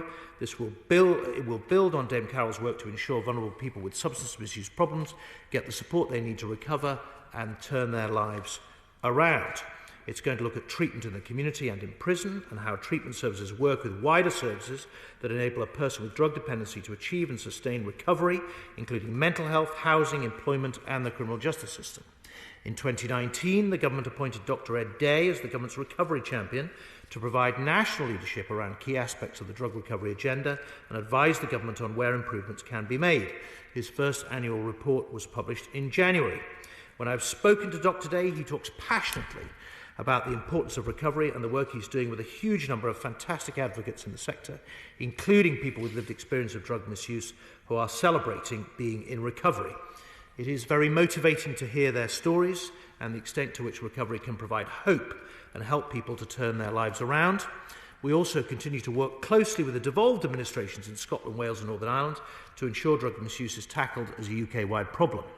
Following the UK Drugs Summit, which I called in Glasgow in February last year, in September, the Minister for Public Health and I jointly hosted a meeting bringing together academics, experts and government ministers from across the home nations of the UK to discuss topics such as drug-related deaths, treatment and recovery services and the impact of the pandemic on illegal drug taking. The government remains committed to tackling the harms caused by drug misuse on a cross-UK basis, and I will happily, I'm happy to confirm, be holding another such meeting in the autumn for all the home nations to discuss these matters further. But, yes, by all means. I'm grateful to the Minister giving way and welcome the fact that he's talking about the impact of harm. What's his assessment of a harm reduction model, and particularly that deployed in Portugal? Well, Madam Deputy Speaker, I'm just coming on to what we're doing about harm reduction. And as I said right in my opening remarks, I do think that should be at the forefront of our mind. Where we may differ, or where, I guess, opinions may differ across the House, is about the balance between enforcement and treatment and recovery in the mix of dealing with this very pernicious social problem. My view is that they do have to be balanced, and I'm not sure necessarily that the experience that we've seen around the world, for example, on decriminalisation, is leading quite or giving us quite the silver bullet that members have mentioned, but I'm going to come on to that in a minute. But, Madam Deputy Speaker, in January this year, we did announce £148 million of new investment to cut crime and protect people from harms associated with illegal drugs in this area, £80 million for drug treatment services, the biggest rise in funding for 15 years, £28 million invested in the ADDA projects that I've already outlined across the UK, building a new modus operandi, if you like, for tackling drugs, creating a foundation from which I hope we will expand, and £40 million to tackle drug supply in county lines, surging our activity, which the Honourable mention illustrated, against these awful groups, focusing on them in particular as a business as much as a group of criminals, where we're seeing significant success. And while there has been some opinion during this debate that enforcement doesn't work, I would point out that our new approach, the new tactics that we've agreed with the police, are resulting in some significant results. So Norfolk, for example, 16 months ago, over 100 county lines, now down to under 20. Bangor in North Wales declared county lines free, along with Swale and Tunbridge. Kent, I think, now halved the number of county lines moving drugs into that particular part of the world. So there's lots that we have done. Over 780 lines closed, 5,100 arrests, £2.9 million in cash seized, 1,200, importantly, 1,200 vulnerable young people safeguarded. This funding demonstrates our commitment in this area and the effect that we can have when we focus. Now, finally, Madam Deputy Speaker, I wanted to move, if I may, crave your indulgence, to deal with one or two of the particular issues that have been raised. The member for Reigate and I have been in ongoing correspondence and conversation about the impact on research of the legislation and the business that may come from it. He raised it during his speech. As he will know, particularly on psilocybin, there are already clinical trials underway into the use of that particular compound, and I'm hopeful that they will produce positive results. If they do, as we have done in the past, if there is a proven clinical and medical use, then obviously we'll have to adapt to that as we go. And I have commissioned the ACMD to look more widely at barriers placed in the way of clinical research in all sorts of areas of narcotic and other drugs to make sure that we're getting the balance right to enable that legitimate form of research and the health benefits that may come to be pursued. The member for Don Valley, in a very thoughtful speech, I thought, raised the issue of cannabis, and I would point him in particular.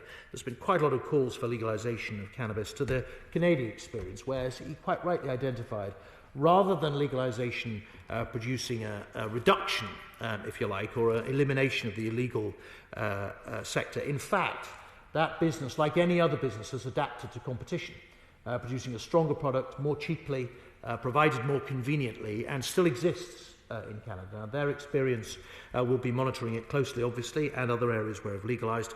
But as was pointed out during the debate, where in Amsterdam, where consumption has been liberal, shall we say, for some time, I'm not convinced that criminal gangs aren't still pursuing their trade. Finally, Madam Deputy Speaker, we've had a strong showing from the various factions of Scottish nationalism this afternoon during the debate, which is no surprise given the truly appalling numbers of drugs deaths that Scotland has seen over the last few years. And I'm not a man, Madam, who's been moved to anger very often, but I did find my blood boiling at being accused of intransigence, dereliction of duty, ignorance, when I literally went to Scotland 18 months ago to beg the Scottish Government to do something about this issue and spend more money on health. The whole point when I came into this job of immediately starting to convene a Four Nations drug summit was to focus on the real tragedy, the scandal, the emergency that there was in Scotland. And when the member for Glasgow says she imagines the number of people that might have been saved if the UK government's actions had been different, I'm amazed that she has the gall, given the numbers that could have been saved if the SNP hadn't sat on its hands for 10 years while the numbers mounted, and only a looming election saw them step up to their responsibility. So please look to the log in your own eyes before you look to those in others. Madam Deputy Speaker, the member for Crewe and Natwich, who has a unique experience and perspective on this, as both a former police officer and a doctor, showed us all the truth of this very complex situation, which is that there is no silver bullet. This is a complex area where government has a duty to listen, to look at the evidence, to consider what can be done both on enforcement and on public health to make sure that we try to minimise, reduce, remove this most pernicious of social evils from the areas of our society that are benighted by it. Jeff Smith. Thank you, Madam Deputy Speaker. Can I thank the Minister for his response? I'm pleased that he is open to listening on this issue, and my good friend from St Helens North and the SNP spokesperson for their contributions. Although I agree with the SNP spokesperson that it's regrettable that it's those three individuals rather than health representatives that should be responding to a debate on drug policy. We await the second report of the Carroll Black Review, and the first report sets out very significant problems very well. But the government were very clear that she was not able, in the remit that she was given, that she's not able to look at legislative change. And I think that's regrettable. because I agree with the Minister. Actually, there is no silver bullet. This is a complex issue, and all I've been saying, really, and all most people are saying, is let's look at the evidence. Let's review this Act. Let's see if it's still fit for purpose. And I personally don't think that is too much to ask. This is the first time we've had a debate on drug policy in this chamber since 2017, which I think is a shame because it is an issue in many, probably most of our constituencies. So we need to look at, we need to really, as politicians, address this issue thoughtfully and with careful consideration to find the right way forward. And I hope it's not another 4 years before we discuss this issue, and look at the best way forward, looking at the evidence of how we reduce harm to our communities. So finally, can I just thank all the speakers that have taken part in the debate today, and again the Backbench Business Committee for allowing the time. Thank you. Thank you. The question is, as on the order papers, when is that opinion, say aye. Aye. Of the contrary, no, the ayes have it. The ayes have it. I will now suspend the House for 3 minutes in order to allow arrangements to be made for the next item of business. Order!